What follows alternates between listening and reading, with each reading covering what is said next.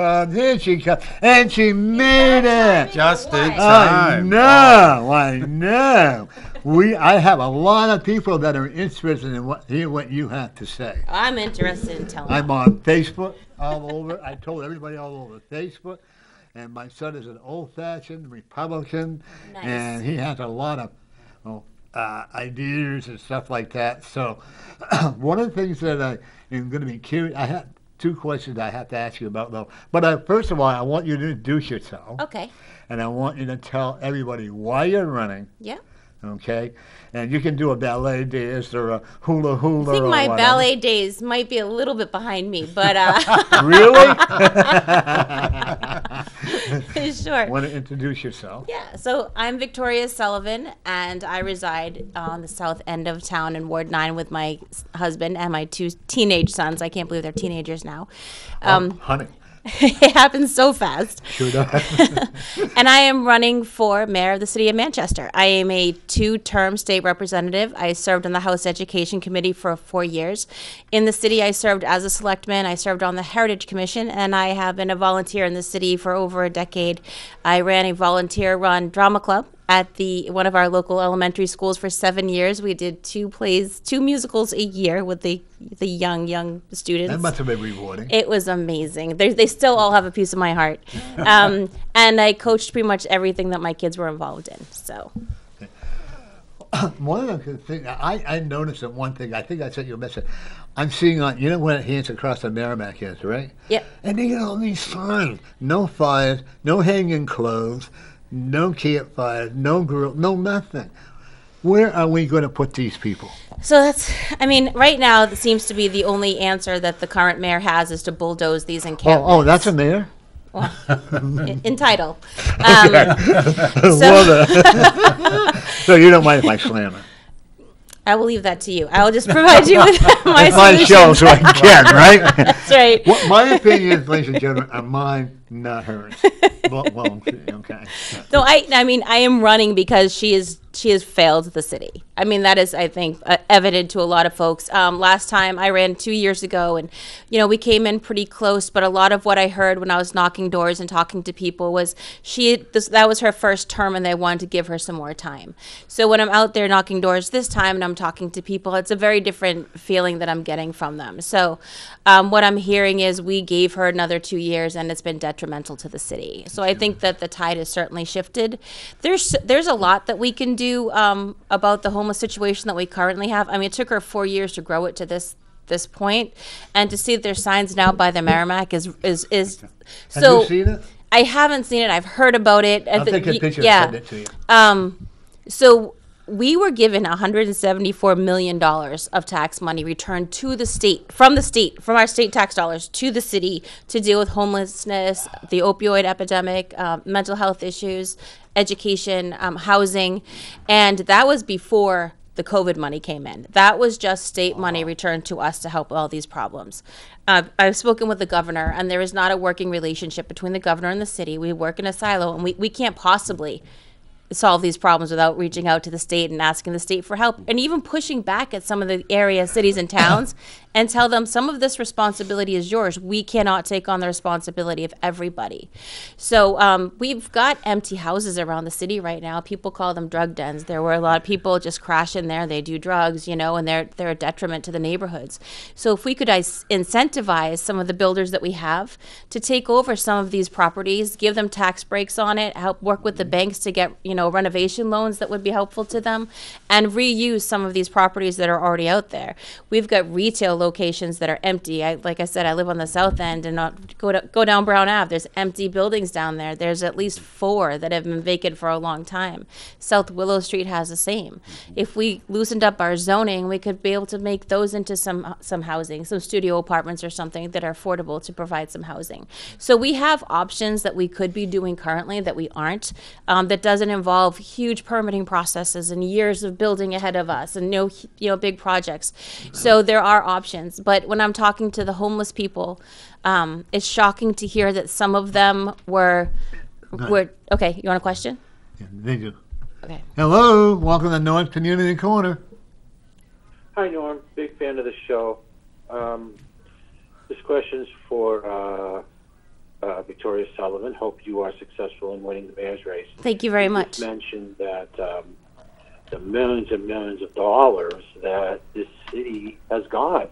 For so many millions of dollars, you could build a shelter / good place for people that are struggling to be. I mean, where is that money? I mean, if you become mayor, you're going to be like, go on TV and say, okay, $48 million went for this. 48, it just gets so discombobulated and confusing for someone like myself. That's, you hear you got all these millions of dollars are coming in, and where the heck is it? That's a really good question. Good luck with the campaign. And, Thank you. Can I use my psychic ability and tell everybody? So I will tell you, I had the same question. So I did a right to know request with the city, and I asked them to show me how that $174 million was spent. Now, just remember, this was prior to the COVID money that came in from the federal government. How much money did they get from that? More millions, like a lot, and that doesn't include the ARPA $43 million that we just got. So, and some of that was more directed. The federal government money had to be used for education or had to be used in certain ways. But this money, I did a right to know request with the city. I will say that the finance department came back almost immediately with a breakdown of which departments it went to, but it was very broad. It went to this department or that. So Health and Human Services has received a bulk of that money. I reached out to Anna Thomas and I did a right to know request with her. The response that I got was that this was going to be very time consuming. It would be 90 days at least to be able to get this information.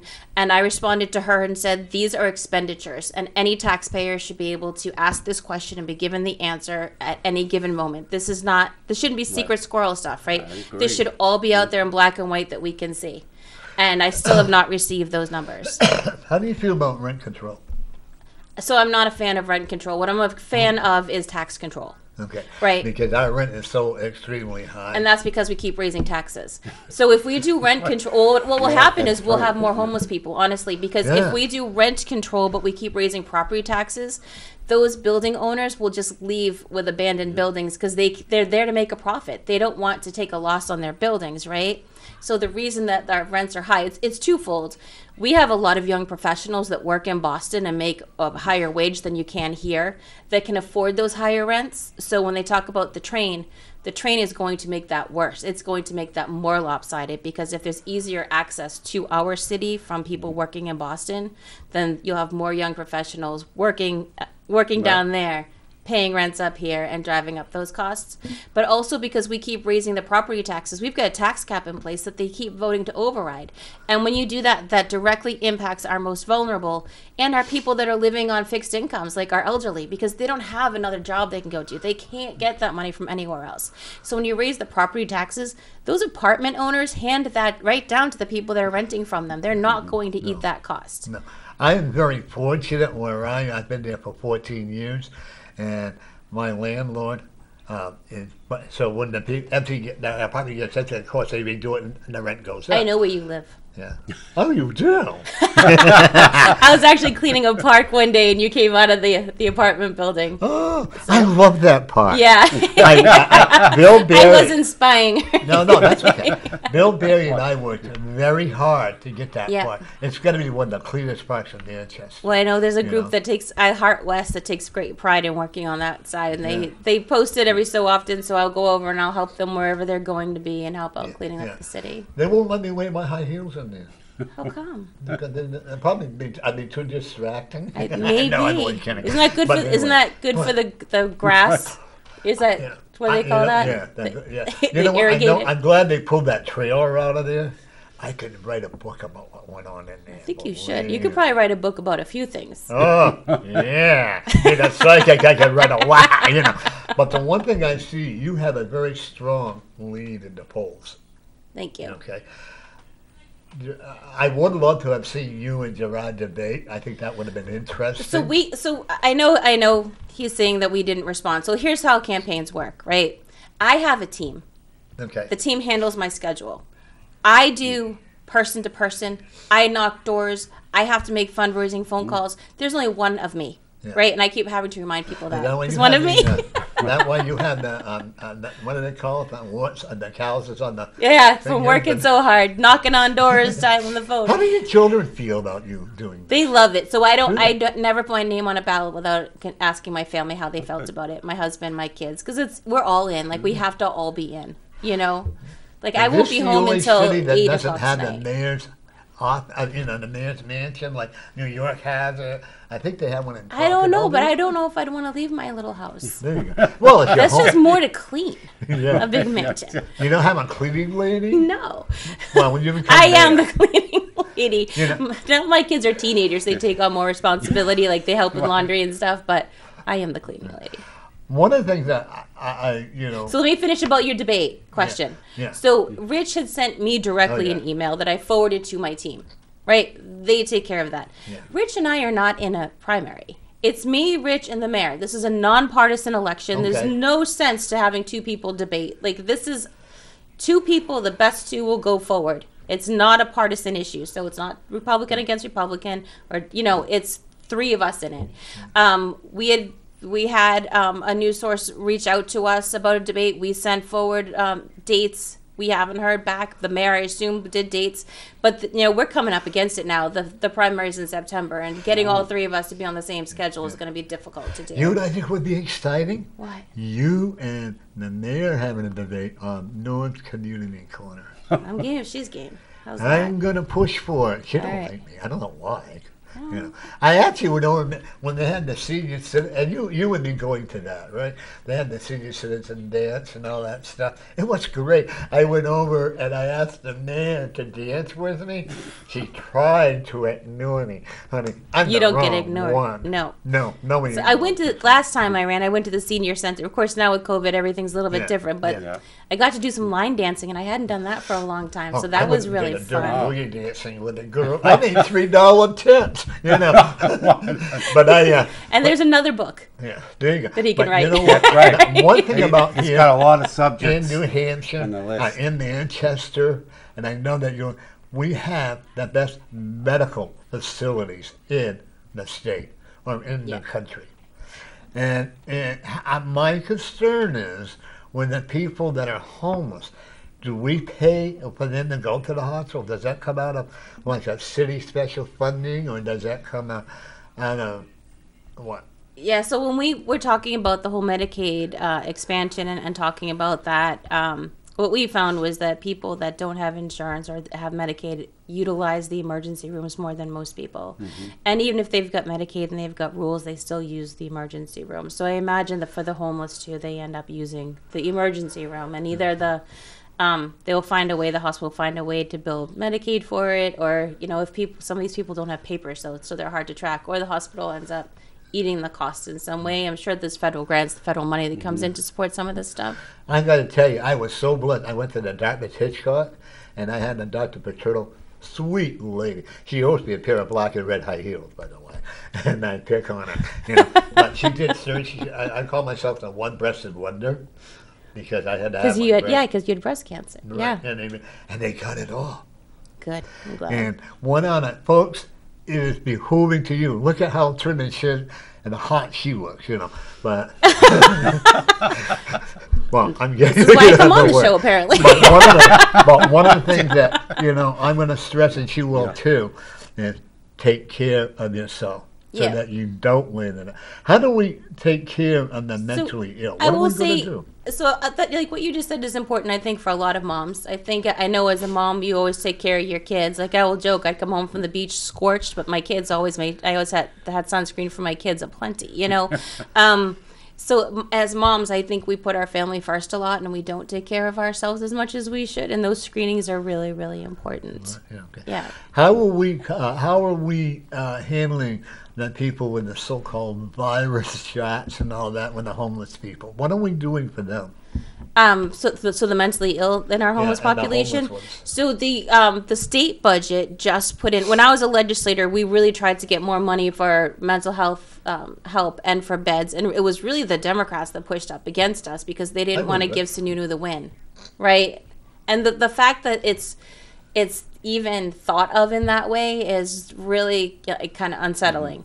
But now with the Republican legislature that we had in there, we did get more money for mental health. We did get more money for beds. I've spoken to homeless people that are out there that want to be in a facility long term because they cannot take care of themselves and they're aware of it, and they somehow, a couple of them will band together to take care of each other, but they know that they are not, like, they need to be someplace else. And so helping those people, working with them, getting them the supports that they need to help them get to where they need to be. Would that be a priority for you? Absolutely. Oh, 100%. So I'll be on that committee. There's organizations out there. I'll back up to 2 years ago when I was trying to get to, I'm really a fact finder. Like, I go out to talk to people and want to find out, not just, you can't find the solutions until you figure out how we got here, right? I'm a firm believer in that. So I do a lot of fact finding, and I will talk to anybody and have conversations. And when I was talking to organizations, I said, I really want to bring a coalition of all these people that are out there doing the work together and share best practices. I work on the state level. We do it all the time with stakeholders from all kinds of agencies. And when we do it that way, we can figure out what's working, we can share what's working, but we can share our failures so we're not repeating them.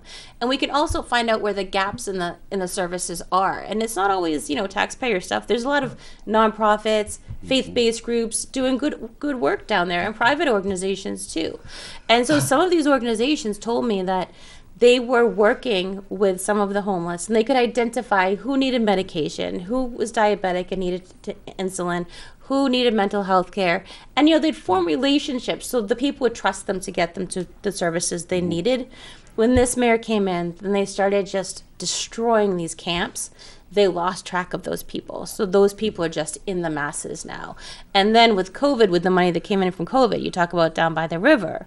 Well, this mayor had put in funding for all those tents to be down by the river. She provided 3 hot meals a day. She provided sleeping bags and porta potties and water and 24/7 police protection down there, right? So it attracted all these people down here. People were on their cell phones doing Facebook Lives, the homeless people saying, come to Manchester, it's great to be here, right? So now we're not only trying to take care of our own, we've got this influx of people that are coming in that we can't care for. We don't have the services to take care of everybody. So the fact that, then a year and a half later, she bulldozed the camp in the middle of January when these people had no place to go, right?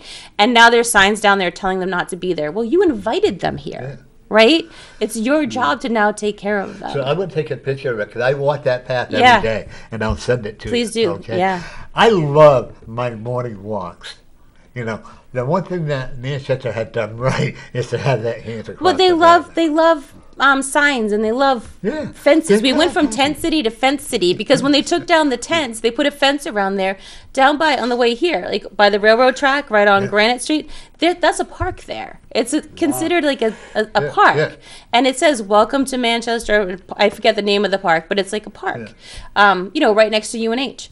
There is now this rickety wooden snow fence that is around it to keep the homeless out because they had encampments there. So we went from tent cities to fence cities, and now all the homeless people are in our trails. Is she following Pelosi? I try not to. No, I said, is she following? Oh, is she following Pelosi? Do you see where the Democrats, there's a warrant out for them from Texas? Oh, yes, I did see that. Yeah. We're starting to fight back. Yeah, so we had another shooting last night in the city. And I was down at an event. What used to be Whiskey's 20 is now opening as Soho, right? I'm excited. That's going to be a nice addition to the city. Instead of being a dance club, it's going to be upscale food and a nice place to hang out. And people were coming in saying that there was a police presence up the street. And, I hadn't seen it. I came in a little bit ahead of them. And everyone was asking me, what is with the crime in the city? We hear about it all the time. Where's the mayor? Is there hope? Why don't you just walk away? And my answer is there's absolutely still hope for this city. I am not walking away. We're going to win this. We're going to turn the city around. But the fact that she is literally, we had a car that was shot up on Elm Street. It was bullet ridden. No, a couple weeks ago. Yeah, I remember that. Right? Yeah. On Elm Street. Oh, my jewel. Later that day, they posted a picture of her on a scooter, trying out the new scooters. She never addresses the crime, and she's scootering through the city, without a care in the world. None of this is happening. right? People want a leader that will say, listen, I know we're in a bad place. I understand things aren't safe. It's not acceptable to me. I'm going to make a stand with this. We're going to look at what we're doing with our policing. We're going to talk to people in these high crime areas and see how we can build up their trust and communication. And we're going to address it together. But instead, it's silence. It's radio silence. Typical Would you- for a yeah. Democratic-run Right. city. Would you follow Ted Gass's way of doing it, or do you have your own ideas? So, I mean, I respect the work that Ted has done in the city and all that. I mean, he's still working for the city as an executive counselor, right? He's still representing That's us. right, yeah. But I am my own person. I have a different vision. You know, I would never want to debate against you. I would lose. I don't know. You're pretty smart. But I guess my main concern is like I meet these people, the homeless people. Yeah. You know, and I talk. They're human. Yeah. Me I and do Craig too. and Alderman Osborne, is that his name? The Alderman at large. What's his name? Not Levasseur, Yeah, the other one. O'Neill. O'Neill. These and everybody that's there, these are human beings. She's on the right path. Thank you. They are human. They have a right to be talked to. They have a right to have a place to live. I was homeless. Okay, lucky I had an apartment, and I ate at the shelter. And Yeah. I'm gonna tell you, the food was fantastic. That people would care. I was so grateful Yeah. for having it. You know, and a lot of the people who go there, I'm not appreciative. That's the biggest problem. Yeah, and we have there's a lack of respect from some of the homeless, Yeah. and some of the people in the city are losing empathy because of it. And I will tell you that when I'm talking to some of the homeless people out there, they don't like the people that are disrespectful either. Like, you know, there are people that are not respectful to our businesses. And it puts all of the homeless people like in this category that they don't all And fit that's so into, wrong. right? And they're all there for different reasons. Like, I mean, mental health is a big part of it. Opioids is a big part of it. But there's a lot of people that that are disabled and can't work. They're physically disabled, or they're just the rents are so high they're in between apartments, right? So we can't lump them all in as being one person. They all have their own stories and they're there for different reasons. But the ones that are, you know, that are sleeping in the doorways of the businesses and hurting the businesses, or you know, they're using the sidewalk as a restroom. How would Those you handle people, that? they need to pay the consequences for Right. doing those things. Thank you. How? Yeah. Because Well, we you, have- you we have to have- worry about the ALUC coming in. The ACLU is supported by our current city solicitor, and that's been said to me by people on the streets and businesses. We need to hold them accountable. I mean, if you were using the sidewalk for that purpose, you would not be allowed to do that. You would be arrested. And we need to hold people accountable that are behaving in that manner. My friend Mary, who has her own TV show, and I have my very good friend Bishop Paul, who came up from Virginia to be on the show. We kind of conned him into it. And we were going out the door, this man with a white beard and a white hair. I'll never forget it. I thought he was going to hit us. Really? He was home. He's coming together. You're supposed to give me money. I'm homeless. and Yeah, all so the this stuff, panhandling has become very, very aggressive. And I had a lady, I was doing a show over the summer, that was chasing me down and yelling at me for money. I've had, my husband and I went out to eat at Piccola, which is one of our favorite restaurants downtown. And Oh, isn't that great? Oh, I love Johnny. So we were walking back to my car, and my husband is not a small man. No. Right? And this guy followed us back to the car. And we got in, and he leaned against the door of the car. And my husband rolled down the window, which I do not ever suggest anybody do. I train women in situational awareness and self-defense. Never roll down your window, but he did.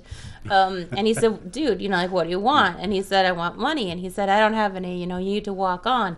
And the guy wouldn't leave. We actually had to drive the car with the guy's hip still against the car. Wow. He would not let us leave. Well, I'm scared. Okay, I have another question for you. I'm full of questions. I'm here for And the you're questions. full of answers. You know, Yes. I like so far. I don't have Okay. all the answers, but I'll do what I can. Yeah. When you see them walking on the aisle Yeah. in the middle of the street. So other cities have made that.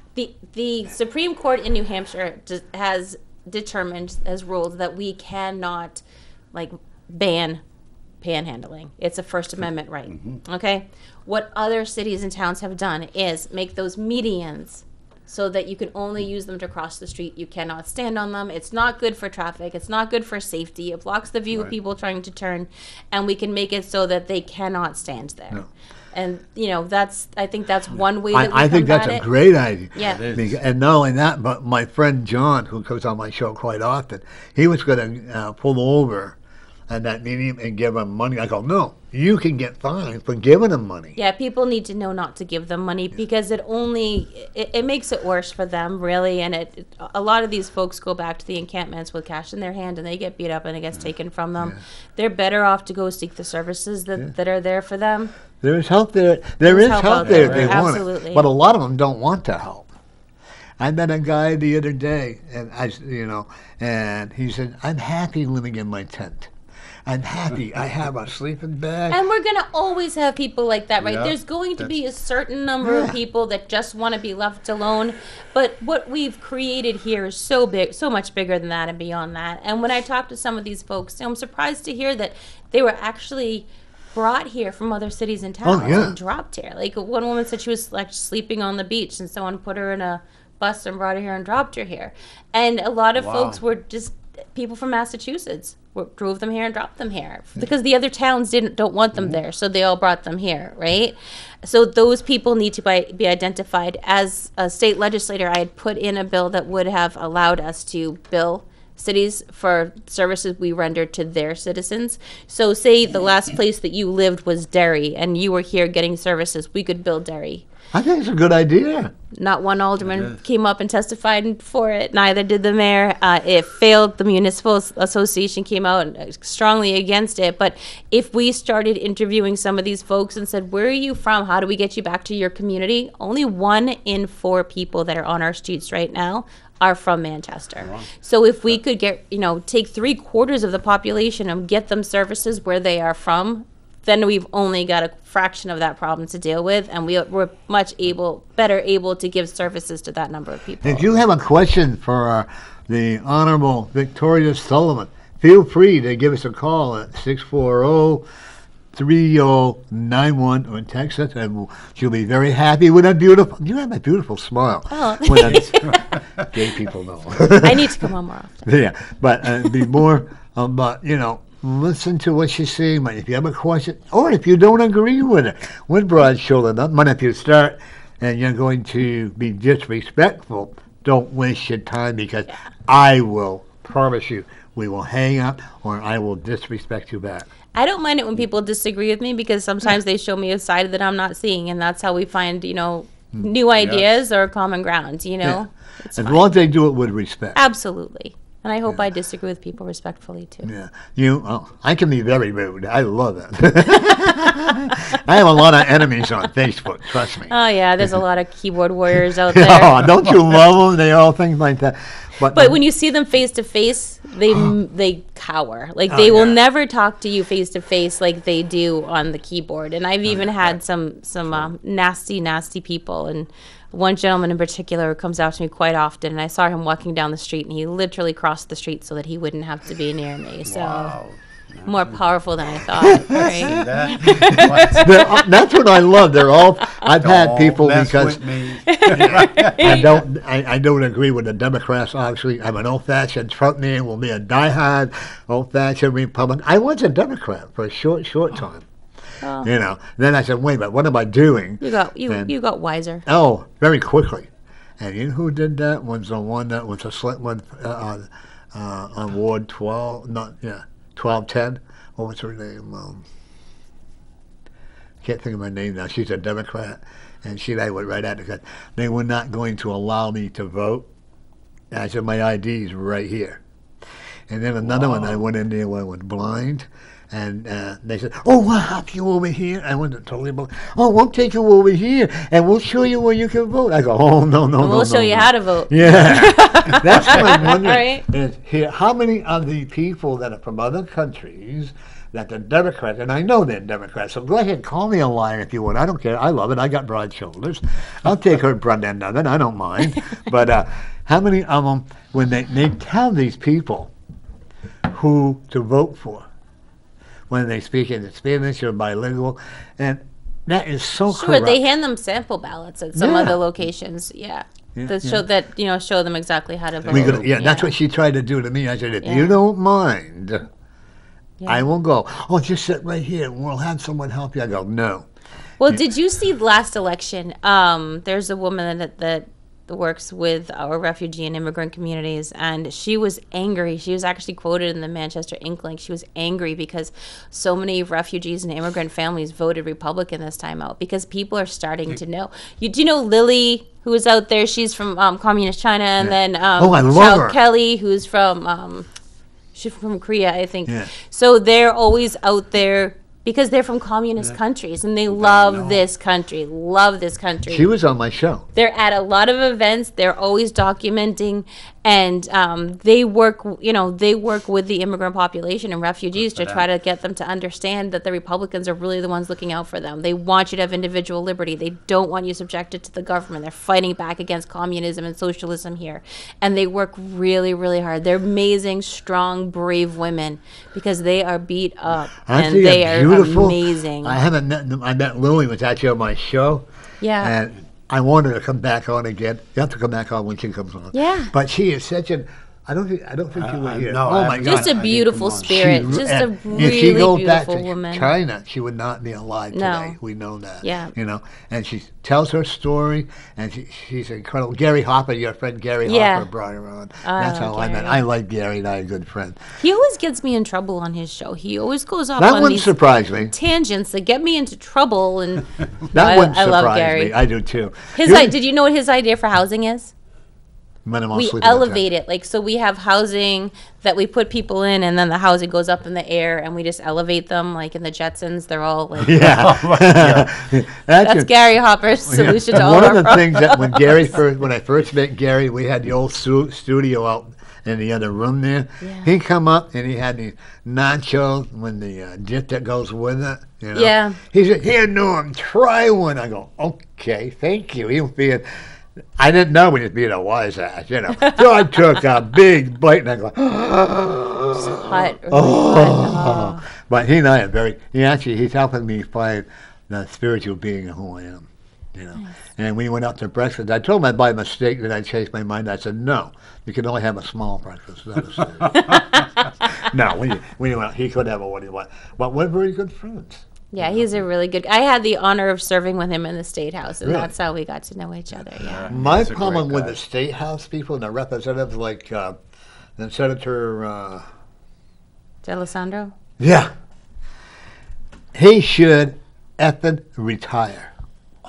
Yes. I can't say the That's word. pretty harsh. No, it's time, and It is. he's stopped representing and really towed the Democrat line. And I think for a while, people on both sides of the aisle really liked him and respected him. And I think we've seen a big shift. And Donna Susie too. She's not for the people of this No. city. I never see her in the When city. he I wa- never see her anywhere. When he launched that casino thing down at the park, then he just, and I got upset because I wore my Make America Great Again red hat, and proudly wearing it in there, and they said, you can't wear that in here to take the vote. I said, okay. But yet, D'Alessandro wore the Biden mask and hat. Isn't that a double standard? Well, yeah, of course it is. But you know how this goes. Right. You're not new here. You know how it goes. The only one, and I can truly say, of the Democrats that I like is Bill Barry. He and I work well as friends. I don't hold his party against him, but Bill and I are good friends. That's Like we good. fought like hell to get that park cleared. Yeah. And you see that part, Yeah. Yeah. Yeah. And I just love it over there. Well, it's Been there close for to you, 15 so years. it's nice to have it there, right? Yeah. Yeah. I can't streak over there yet because I can't run fast enough. If you're streaking, let's hope you're really fast. I'm not anymore. No. I can see me try to run with my cane, But no. But anyway, and people that I have a multi-family, building. They're all for different and we all get along. Yep, push it. Welcome to Norm's Community Corner. Hi, Norm. How you guys doing? Hey, Mary, how are you? How are you? Hi, Mary. Not too bad. I just got back from Nashua. Oh, In fact, they even drove me down there because of my eyes. I had to see a specialist for my eyes down there. I come out of Boston oh, today. yeah. Well, we've got kind of word about you. We haven't heard from you in a long time. Yeah, I've been busy with doctors, with Uh, everything going on and everything. So I got a question for Miss Sullivan. Okay. In fact, there's two I'd like to Oh, have of course. she All can right. answer. One is, what do you think of the shootings we've had on the west side and east side so bad? Two, I think for me, we should have more officers on duty. We should have more walking, especially Elm Street. 100%. What they should do, have two on one side as they come down the middle, the ones to the other side of Elm Street. As they meet, they're right across from each other, like saying everything's okay. As you walk, you cross. So the ones on your right will go to their left. The ones on your left will go to the right. We'll swap on the routes. Yeah. Because something has to be done. Thank you, and I hope that you're And the doing rent- well. And the rent, for one thing, I don't know what you call, or anybody calls, rent that people can afford. You can. If you were on Social Security, Yeah. you cannot pay $1,100, $1,400, $1,500 for a one-bedroom apartment. I'm just barely making it myself where I'm at right now. Yep. What happens if they go up on my rent? I probably will be homeless. I'll have to move out of Manchester, which I've been here just about all my life. And you'd have to take. Oh, how'd you make out with the kiddies, by the way? How are you doing? Since you had to, I'll talk to you afterwards. I Okay. don't want that over there. no, okay, no. I'll call you at home. Okay. Yeah. She has a cat, Crystal, Yeah. that watches my TV show. Oh, really? Yeah. That's nice. And when Mary comes on my She sits show. right next to me. Yeah. Hi, Crystal. Yeah. And when Mary comes over, we stop at Market Basket, and we have to buy Crystal one of those barbecued chickens. Oh, Wow. nice. She's a spoiled little kitty. Yes. And when Mary's talking on the phone, she'll open that package up by herself, right, Mary? Yep, she won't eat the plastic. She will open it up and eat the chicken. Oh, so And cute. then Mary has to put butter on it. Oh, yes, I'd put butter on it, warm it up so she can eat it. Well, those are our children. Is she a little chubby kitty? A little bit, huh, Mary? Good. Yeah, Well fed and, they're and my well babies. loved. Right. Okay, I'm going to let her answer your question, Mary. I think you gave me 3, so I'll try and Yeah. get all 3. So the first one was the shooting, the second one was the police, and the third one was the rents. So let me see if I can target all 3.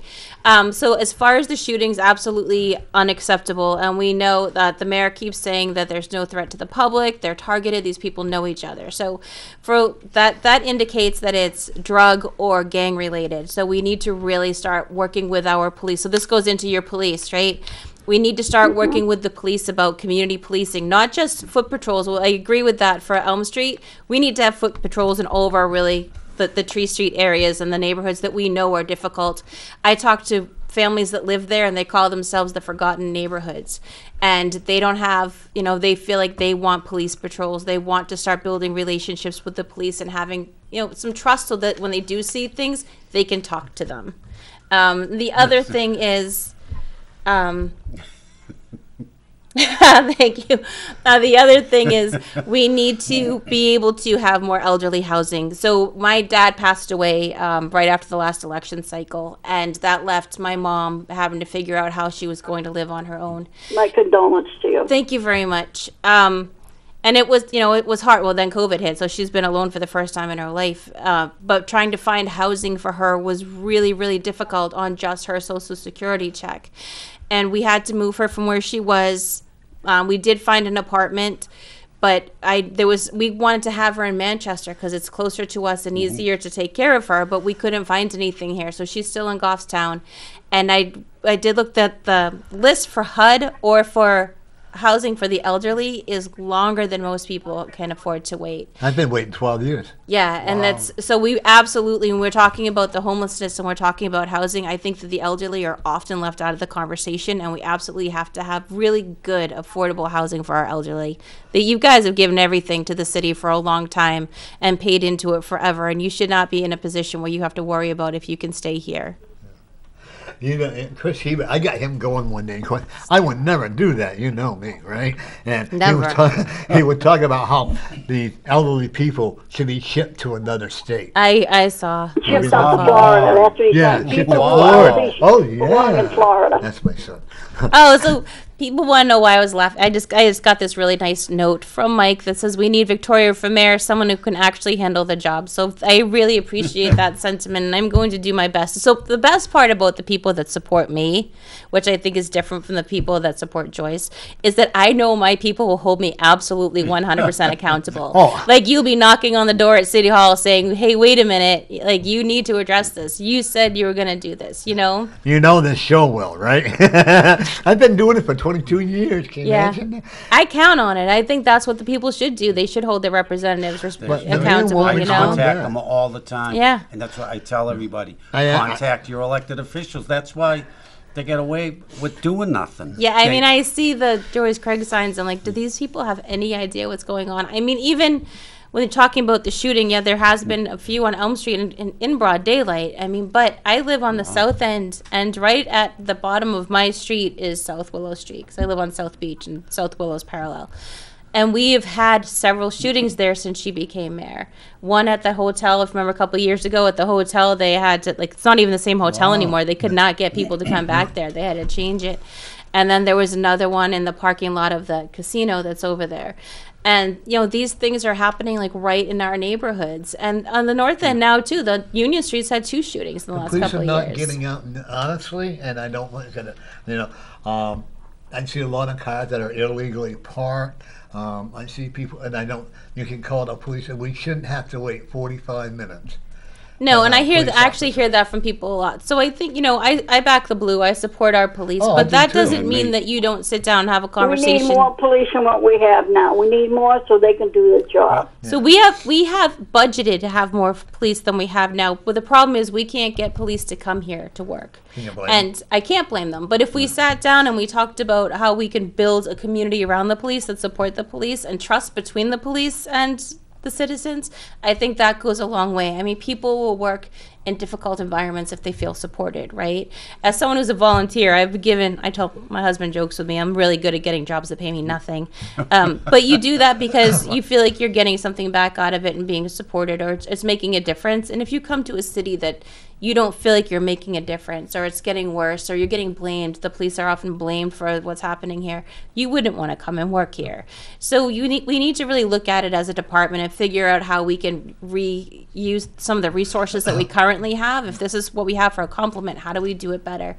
And we have only 3 traffic cops, right? So being traffic cop doesn't mean that you just pull people over for tickets. It's a much bigger value than that. So those are the police that often find people with warrants that are out, people that shouldn't be in the city, people that, you know, are bad actors. You often get them on traffic details. So having more of those stops some of this crime from happening in the streets. And the whole broken window theory too, like, well, you need to really take better care of your neighborhoods. I know there's trash in neighborhoods, so I don't know what's up with the mattresses, people, but there seems to be mattresses on the sidewalks in every neighborhood all the time. Right? So just taking care of those things, and again, working with developers to take care of those buildings that are empty, that are really a blight on the neighborhoods and a center for some of this criminal activity. One of the questions I have. Thank you for your call, Mary. Thank you, Mary. Be well. All right, thank Take you care. for answering the question. Give Have a good Crystal, day. Yeah, give Crystal a bye-bye. pat from me. Bye-bye. I am not in favor of them one-armed bandits picking up the garbage. I am not either. How many people are going to lose their jobs? Well, nobody did. No, really. So they transferred those, so honestly they should have, right? Because if we're not having 3 or 4 people on a Truck. rubbish truck anymore. So what they did was they are utilizing them in some way downtown, it was something strange, like they're helping the police identify spots. I don't even know. Didn't make any sense to me, but we didn't lay anybody off. But personally, my taxes went up, and I see that as my services going down. And I know there was some concern about workman's comp and people getting hurt. My husband works for Comcast. They have to get trained every year on how to lift their ladders and how to do things to avoid injury, right? So we should be retraining people on how to do it. And if barrels are too heavy, they have to be left there. You put the sticker on it. You tell the homeowner you can't do this. You know, make them be a part of the Yeah, solution. 'cause we get that, when the... But like at Christmas time, we had, like, my neighbor has a lot of kids. I say she because she does most of the work, but she is married. Her husband pays the bills. She takes care of the kids, and at Christmas, they had a lot of boxes outside. And the one-armed bandit isn't going to pick those up. So now they have to figure out how to get all that stuff and get it to the dump. And if our taxes went down, people might say, all right, what was a trade-off in saving a little bit of money? But that's not what happened. Our taxes didn't go down. So, at least a couple of times a year, they should do full sweeps of the city to help people out at Christmas, maybe Easter. We had the whole situation with the lawn bags they weren't going to do every month, every week. But if we're going to reduce services, we need to reduce taxes. If we're not going to reduce taxes, then we need to not reduce the services. Right. I think one of the biggest mistakes they ever made was when they laid off the janitors in the high school, in the schools. Too. So I know that was one of my friends that I like a lot that was a mayor. I know that happened under him. And I understand why it's less costly this way, because we're not paying for the benefits and the health insurance. So for people that don't know, so instead of having the janitors that are inside the building that are district employees that we have salaries for and benefits, what they did was they have contracted it out to another company, Aramac, and they have people that come in now. But the problem with that is you have people circling through all the time. You no longer have, your custodian that takes care of the school that all the kids know and love, that do special things, and they just don't. It's not to say they haven't had good employees, but they tend to not stay. They tend to cycle through a lot, and I think there's a lot to. I believe in the community, and I think that there's a value and a safety factor having the same faces in the building, having a custodian that you trust, having volunteers in there that know who the kids are, that can see if something's not right. So I'm a big believer in community, and I think that when we sort of, push this stuff, and I'll say, we've had mayors that have spoken against it as well, but they haven't changed it. So I need to find out why. I would want to, as long as it wasn't something that was going to really hurt the taxpayer. If I look at the cost and say, the significant cost savings is here. But that doesn't mean, and we don't have a lot of volunteers in our buildings anymore. That doesn't mean we couldn't have somebody that came in as a volunteer or came in part-time to help us out, that was a face for the kids, that was, helpful and did a lot of things. Because a lot of the Aramark people come in after hours too, and they're not there during the day. Yeah, I can remember when I went to high school many, many, many, many, many years ago in London, New Hampshire. And we all loved our janitor. Yeah. And his wife was a librarian. We all loved her. And in elementary school, my custodian was Mr. Burke, and he made little. See, they mean something to you. Yeah. He made little chestnut pumpkins every year, and he would give them to the boys, and on the girls there was a little thing to put them on a necklace, and he was wonderful to us. And then my grandfather and my uncle actually owned a restaurant together, and when they got older, they didn't want to have the restaurant anymore, but they were Polish Americans, and you worked. You did not retire, actually. You worked. So even though they could have retired, they wanted to keep working. They became custodians in the high school. Oh, wow. So I would see them, and, my grandfather loved it because all the girls would come over and give him kisses at the end of the day. And, so it was just nice having them there and seeing them. But I think there is a value to having the same faces. If you don't mind, as you know, we do spiritual readings here. Your dad is very proud of you. Don't make me cry. He told me he told me to tell you that he is so proud. He feels that with his sternness, I have a feeling he was strict. Yeah. Okay. And either you listened or you didn't, you were in trouble. And I want to let you know that he is so very, very, very proud of you. And he wants you to run for Congress. Okay, well, he's going to have to talk to some people, whisper in there, get some money. Well, I'm already thinking about that.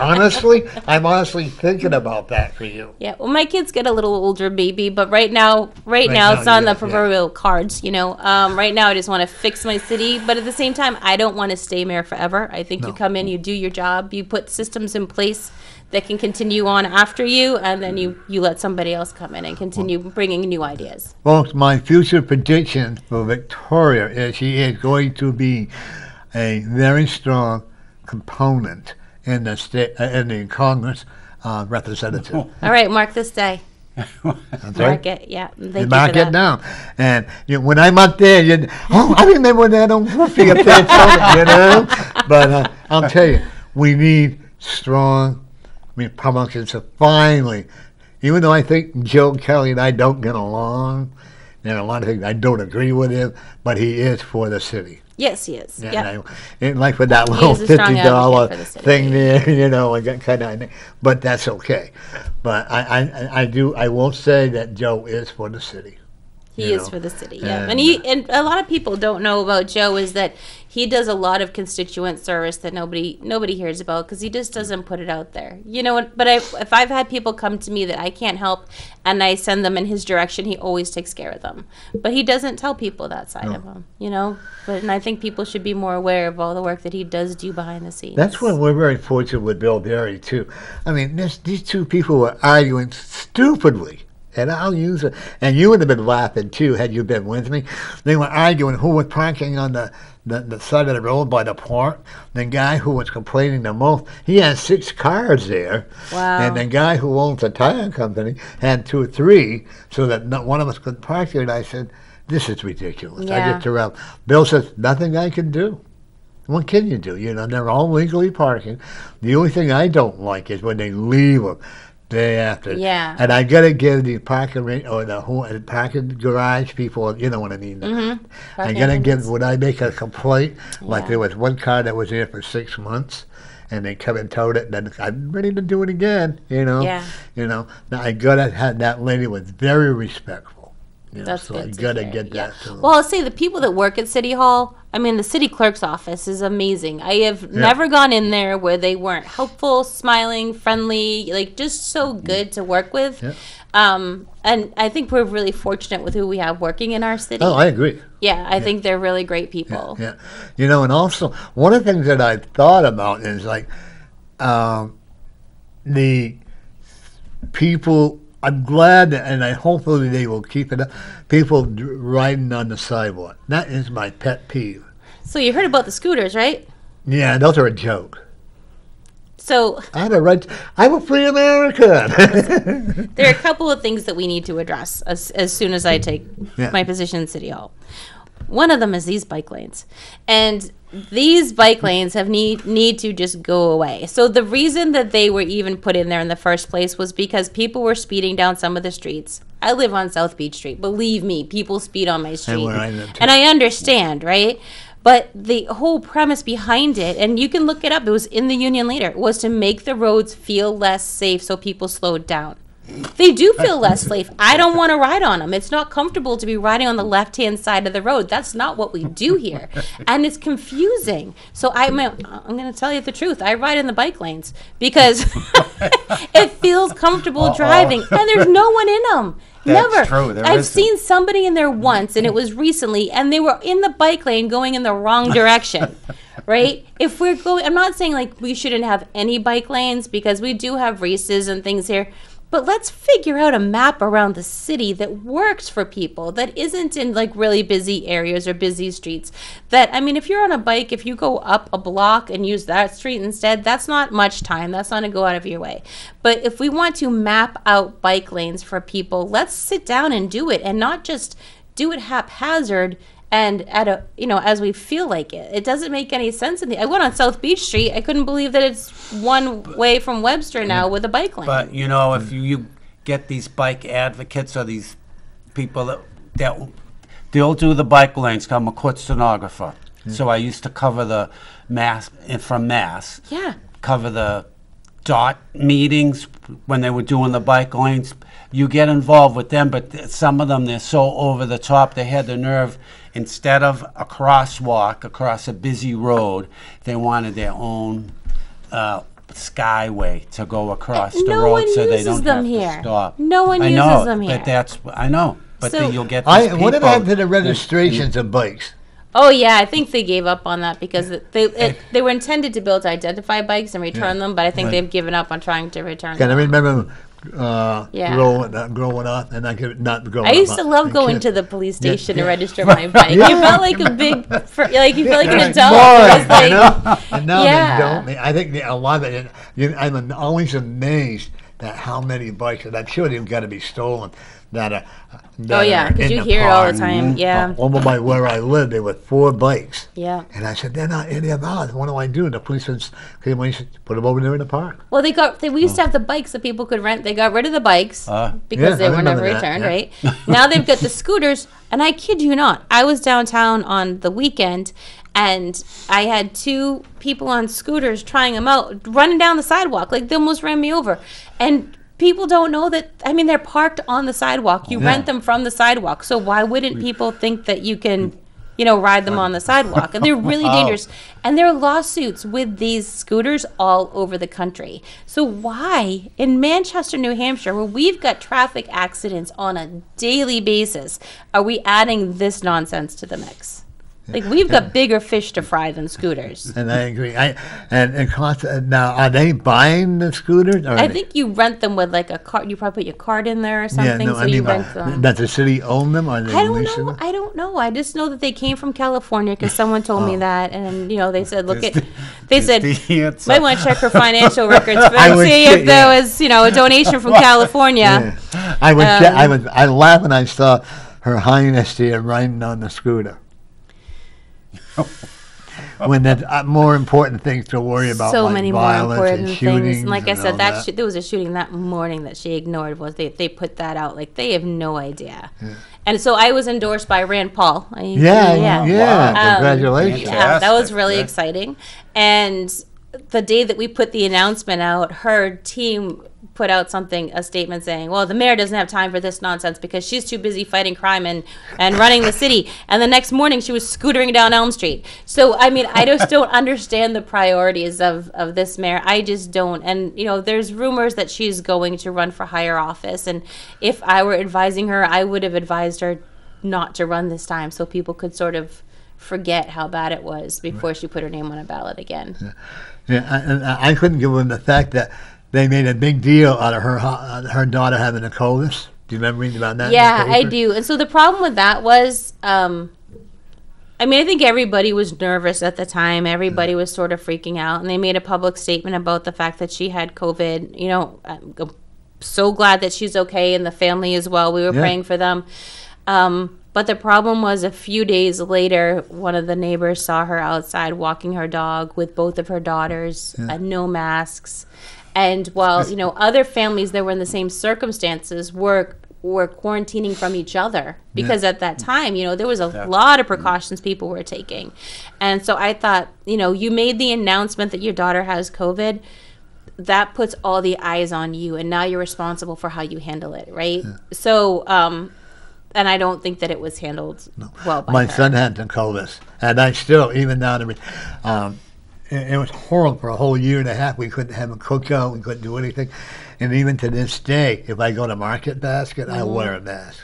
Yeah, well, I think there's a lot of conversation. I think people are trying to get some confidence back into the economy. Yeah. And so they're trying to pretend that it's not happening. Our COVID numbers right now are actually slightly higher than they were this time last year, right? And the vaccinated people down in Massachusetts, near Provincetown, there was an outbreak, and 74% of those people had COVID. My mom went today for a COVID test. She's not sick, but she's going to be traveling, and she just wanted to get the test to see. And they refused her the test because she didn't have the vaccine. They were actually really mean to her. She actually called me really upset. I felt very bad.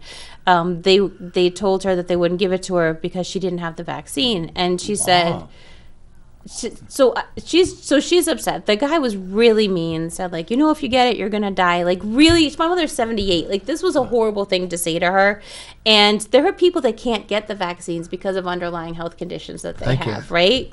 So to treat her like that was horrible. But she left really frightened because she said, is this how they're going to treat us if we're not vaccinated? Like, if I do get sick, will they turn me away because I'm not vaccinated? So now there was a whole new set of fears that she had. But I said, Mom, the bigger picture here is the first question he asked was, were you vaccinated? And you're there for a COVID test, right? So doesn't that sort of fly in the face of we need to be vaccinated so we don't spread it? Because if you're testing positive, you're shedding it and it's still there. So I just think that I think people need to make the choice for themselves. Talk to your doctor, look at everything that's out there about everything, make the choice for yourself. But I think people need to still proceed with caution. And I'm not saying live in fear. absolutely. Never live in fear. No. Walk in faith and not fear. But go outdoors. Go to events that are outside as much as possible. Social distance still. The thing with the masks that really irked me the most was that once there was a mask mandate, people went from being like keeping their distance a little bit to being right up in your face. Oh, yeah. Like, okay, the mask is not magic. It's just a precaution, right? So please, I prefer you social distance. The mask is just, a second layer. But it was like people thought that if they had the mask, everything else could go out the window. They weren't paying it. I mean, once that happened, stores stopped with the hand sanitizer, right? Everything just seemed to stop once people had the magic masks. That was the end of everything. But we still have to, be diligent with your hands, make sure you keep space. If you feel sick, you have a fever, stay home, and just take care of each other. Well, I went into Market Basket on South Elm Street. Yeah. And Elm Street. And I walked in and I went to the store because I forgot my mask. And they said, "Oh, we don't give them out anymore." Yeah. Okay. Yeah. Market Basket in Bedford the same way. They want you, and to me, that's hypocritical. If you want to be safe, and then give us a mask. And my son, every time he has to go to the doctor, he has bronchitis, all kinds of, and they do the COVID test and all that. It's not free. No. My son got a bill. I actually had a friend that got diagnosed with bronchitis recently, and I said, well, I'm sorry that you're not well, but it's nice to hear that it's something normal for a change, right? I hope that you get well quickly, but it's nice that it's something normal, But CMC, he got a bill of $100. But I'm afraid people are going to get very sick this fall, not necessarily from COVID, but because they've suppressed their immune system for a year and a half. It's important to. When I have a good laugh at, walking down on hands across the mirror, and here are these people by themselves. They're outdoors. Oh, I see it all the time. And they have one lady who has a mask on her dog, and I mean, you're wearing a mask. You got your dog wearing a mask. What are you preventing from you? You're actually hurting your breathing. Or they're in a car by themselves with the air conditioner on, or they're smoking a cigarette. That's my favorite. But the air conditioner. The cigarette. Yeah. What I Pulling saw, down the mask to smoke a cigarette. Oh yeah, but that's okay. Yeah. Remember, I told him that I was down in Londonderry, but I was at a red light, and I looked next to me, and here's a lady in a convertible with the top down with a mask on. Yeah. I mean, Maybe that was for bugs. Yeah. Probably. Yeah. I'm not ever. saw I that, will it's like, never ever tell any of you, and I know Victoria won't either. We're not going to tell you not to wear a mask. That's your choice. It's your choice. I'm not going to tell you not to get a shot. That's your choice. choice. And I don't think Biden and his goons should ever have the right to force us to take the shots. No, but look at the fear that's being instilled. Yeah, I know that's so what many it people is. that are It's afraid to all- lose their jobs now because their work is starting to mandate it. And and Mike, and I think when you question things, all of a sudden you're anti-science. You want people to die. Yourself. And this guy told my mother she was selfish today. Like, it was horrible what he did to her. And all those things just by questioning it. So when we were initially told about the vaccines that, it was going to stop the spread, you wouldn't be able to spread it to other people. Well, now they're saying that that's not the case. Like, these rare breakthroughs are not rare. So then just be honest about what the vaccine is actually going to do. It's going to prevent, so far they think it's going to prevent people from being in the hospital or dying, although there's still breakthrough cases where they die. But at least be honest with people so that they can make the right choices for themselves. I want everybody. You want to introduce yourself and your website, and if they want to donate money, you'll take $1,000. Oh, sure. So there are no limits on donations in municipal elections in Manchester. Oh, there's not? No. The mayor got a $10,000 donation from a former senator. Okay. So I am Victoria Sullivan. You can find out more about my campaign at victoriasullivanformayor.com. You can email me at victoriasullivanformayor.com. And we'll be having some events coming up soon. We're going to have a Save the City event that supports law enforcement when we talk about the crime that's happening in the city. And I just am enjoying getting out, talking to people. We'll be doing some phone banking, so you might hear me call you up, but I might be knocking on your door sometime soon. Okay. And she will take donations. Don't Yeah, be you afraid. can donate right through the website, and if you prefer checks, there's an address there on the website where you can write a check and mail it in. And it's tax deductible. I don't know if they do that anymore, if it's tax deductible. I think they changed the law.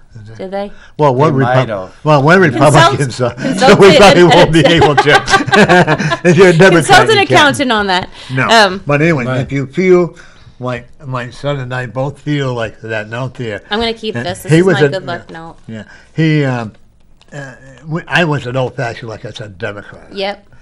And then I said, wait a minute, what the heck is going on? I'll be polite on this, because I'm on TV, I don't want to get edited out, And I've invited a lot of Democrats to come on my show. The only one that I can say that actually came on, she's in my ward, her father was a mayor or whatever. She grilled chickens in her backyard. Starts with B. The last name starts with B. Last name starts. Bolio? Yeah.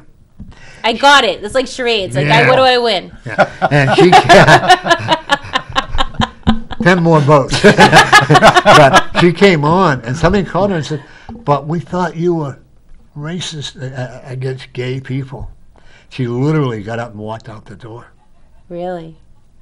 And that's the one thing about when Al, Al, Baldessaro? yeah, I can never pronounce his name. Love He said Al. that Trump is definitely not prejudiced against gay people.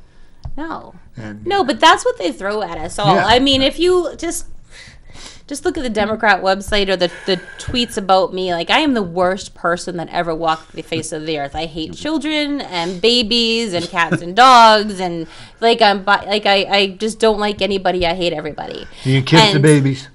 I love the babies. I You miss kiss 'em? having babies. No. I don't kiss other people's babies. No. I think I didn't like it when people kissed my babies. Like, the elderly women would come up in the grocery store and they'd like kiss my baby, and I'd be like, "Don't kiss my baby." And now the sad, the grandmothers can't even kiss the babies anymore because they can be charged with sexual assault. Yeah, well, we need to put things in The perspective. old too, days, but, in the old days, but- But if it's what they How would use you- to shut down conversation, right? So if they convince people that won't do their own research that I am just a horrible person, then no matter what comes out of my mouth, they're not going to listen to, because they've already made up their mind about who I am. Because they're jealous. So it's important to just get out and talk to people so they can ask you. That's why I love questions. Like, I'll always take the questions because I want to know. Give us a what people- call. She's waiting. Yeah, what people want to know or what they think. How can we improve our education here in Manchester? I was going to ask. So that. I served. I served in the House Education Committee for 4 years. So this is when you're gonna have to shut me down when you've heard enough from me, because I can No, talk never about do. this for a long, long time. If you take a half hour, that's fine. Take an hour, that's fine. So right I now, want to see it. yeah. So improve. actually today, I got an email saying the education freedom accounts are now available. You can apply for them today. So if you go to the New Hampshire Department of Education website and you look up the education freedom accounts, then there should be a link there that you can submit your email address. They will email you a link to help you do the survey that gets you set up for the education freedom accounts. What that does is, in this last budget, the state legislature passed a bill that allows people to get back their state portion of their child's adequacy funding that would come to their local district. So I know that all sounds, the funding for schools is so complicated. So basically, every student that attends Manchester Public Schools has a amount of money that the state will give to the district to provide that education. That money is now available to families who have a federal poverty level income of 300% or less, which for a family of four is about $78,000 a year.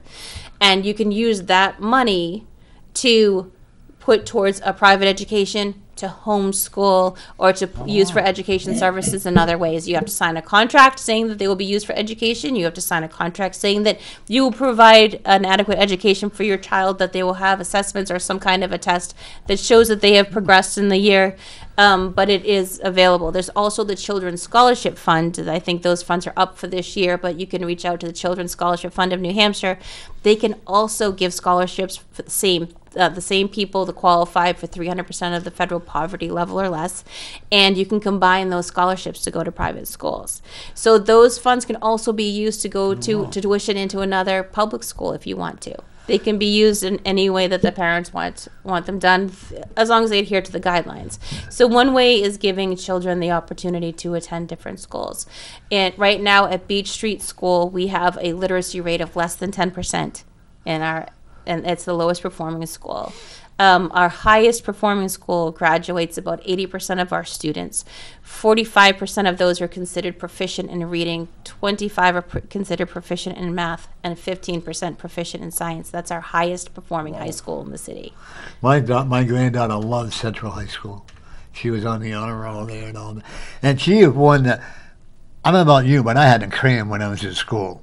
She could just look at a book and, Yeah.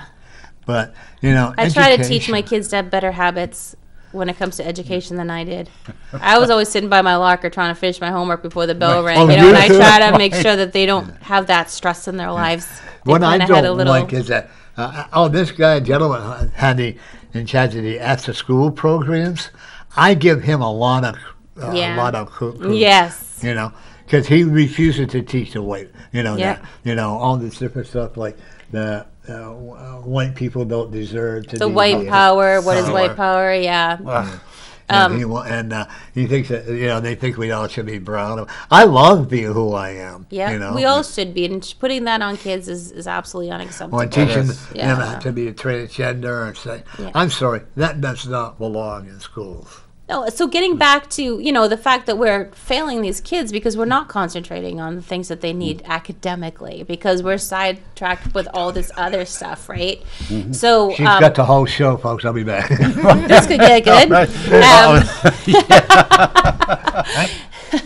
So if we could, so there was this plan put forward to have one centralized high school, and I'm not even sure how that would work. It would be $250 million is the estimate, but anybody that's done any construction project ever, even in your home, like, you know that it never comes in on target. It would also increase our school size to something that's not manageable, and the kids, studies have shown that in school districts that size, our English language learners, our refugee children, our immigrants that came here, they get lost in a system like that. Our graduation rate would decline immediately, and the violence in our schools would increase. So it's a really poorly thought out plan, and there are people that compare it to Pinkerton. Pinkerton is a much different demographic than what Manchester has. We have a very unique demographic for the state. So having the schools that we have now, and no, there wouldn't be a cost savings either because they still want to keep these buildings for different purposes, right? But if we took the schools that we have now and say Central became a high school for classical education and West became a high school for performing arts because they already have a great performing arts program there, a great theater program. People would tuition in that money we just talked about, the education freedom accounts. People could use that money to tuition into our public schools if we made them strong enough. And then MST is next to Memorial. We could actually expand that into Memorial and make that a technical high school. So then kids have a path for their future, right? Graduating from MST with already having a professional license would be an amazing thing for these kids. Sure. Or even, you know, a mentorship that gets them there. But this gives them a path where I'm a firm believer in we are all given, God gives us our own talents and abilities, He and we sure need to does. nurture that in our Yes. children. And so giving them education choices that foster that and nurture that is what our priorities should be.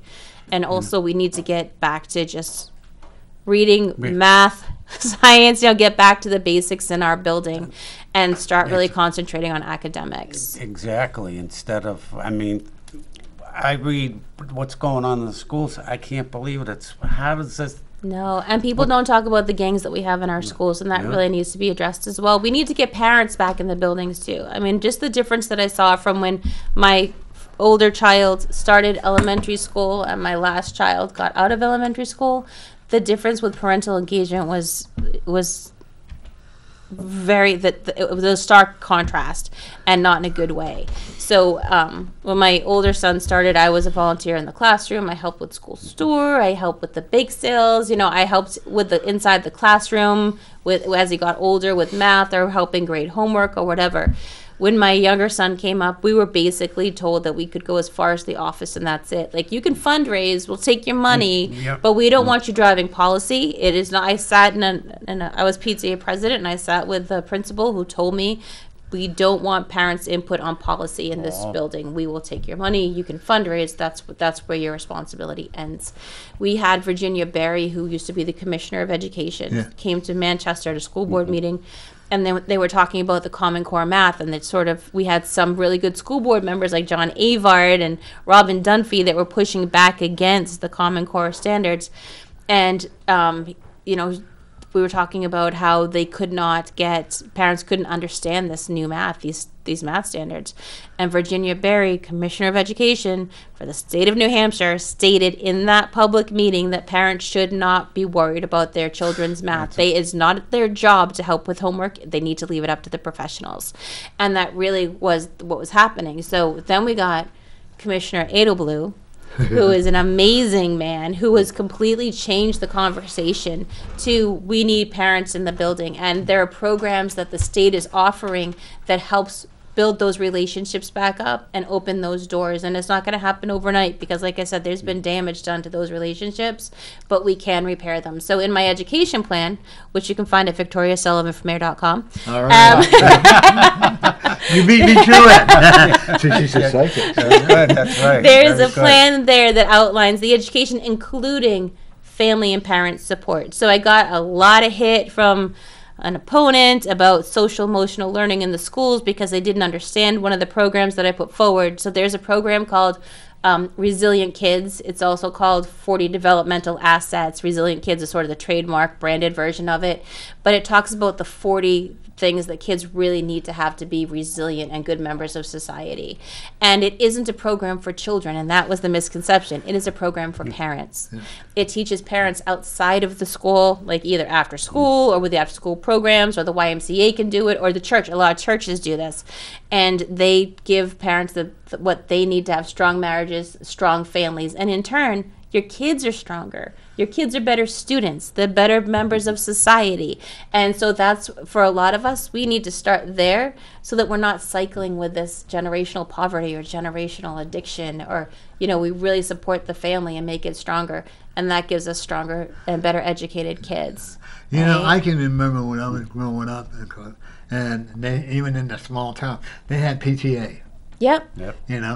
I don't think they have that anymore. They do in some of the schools. Some have PTG, but they've really been relegated. And this is actually how I got my name on a ballot, because I was PTA president. I was fighting back against some of the things that were happening in schools. My son had a very bad experience in health class with sex ed. And instead of just being able to have a conversation about it, about making parents notified, giving parents an opportunity to review the materials ahead of time, it turned into a war. I mean, a war. People that I thought were like, would be on my side were like, how could you say that? It makes the school look bad. I'm like, that's not, it's about the kids. It always needs to be about the kids. There's a weird loyalty to these buildings that we call schools. These schools are built for our children, and we need to always have it be about the children. So because I felt like, as PTA president, part of the number one focus of PTA is parental engagement and advocacy for children, parents and teachers advocating for children. That's the number one. But we were sort of pushed into a position where the schools just want us to fundraise and do activities. That was it, outside of the school.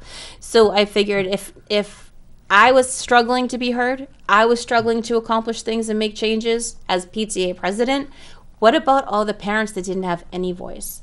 So I got angry. I put my name on a ballot. Never did I think I'd get elected. I was able to get some laws passed that gave parents a stronger voice in education. For objectionable course material, parents have to be given 2 weeks notice. They have to be given an opportunity to come into the school and look at it. And I've had some parents push back and say, like, why should I have to come in? Well, you are partners in education. You need to also do your part and walk in and take advantage of these laws that are in place to help you protect your children. Yeah. One of my, I'm not going to say who, but a person I know, I could say my granddaughter had to wear a back brace, and one of the students helped because she dropped the pen. The teacher walked over there and said, "If you think that we're going to serve on you and pick up something you dropped, you're badly mistaken." Yeah, see, that's unacceptable, and that Yeah. comes down to She the union refused. protecting, Yeah. like, Mhm. and it That's gives what it is. real. We have really great teachers in Oh, our yeah, I'm schools. not saying all. No, but teachers like that make it bad for the really good teachers, do. right? Because when they end up in the news and they've done something, it really tarnishes the good work that is being done. I will always give the teachers credit Yep. because they are so they don't have that control anymore. No. And the parents can go in and say, "Well, Miss Sullivan smacked my kid. I know she did. And what are you going to do about it or whatever?" Yeah, so that's another whole problem. So we absolutely need to work with our administrators and have them back up our teachers when it comes to discipline in the classroom. Right now, they are not. How do you backed feel up. about the new schools being built? Yeah, we talked about that when you were Oh, when you're okay. out of the room. Yes. No, we need to keep the 3 schools, but we need to change them so they each have a specialty. Like West could be a performing arts school, MST could be a technical school, and then classical education could be found at Central High School. I think she should be making woodworking, even though I flunked it. I hated it. I was too pretty, you know. I built a bookcase. It was supposed to be this tall. By the time I got done with it, that, you know. And I made that most Was ugly. that trying to level it? You had to keep taking some off the bottom? And my mother loved it. I had a foster mother, and if mother were like her, I had an awesome mother, you know. Yeah. And I made this sign with her name on it.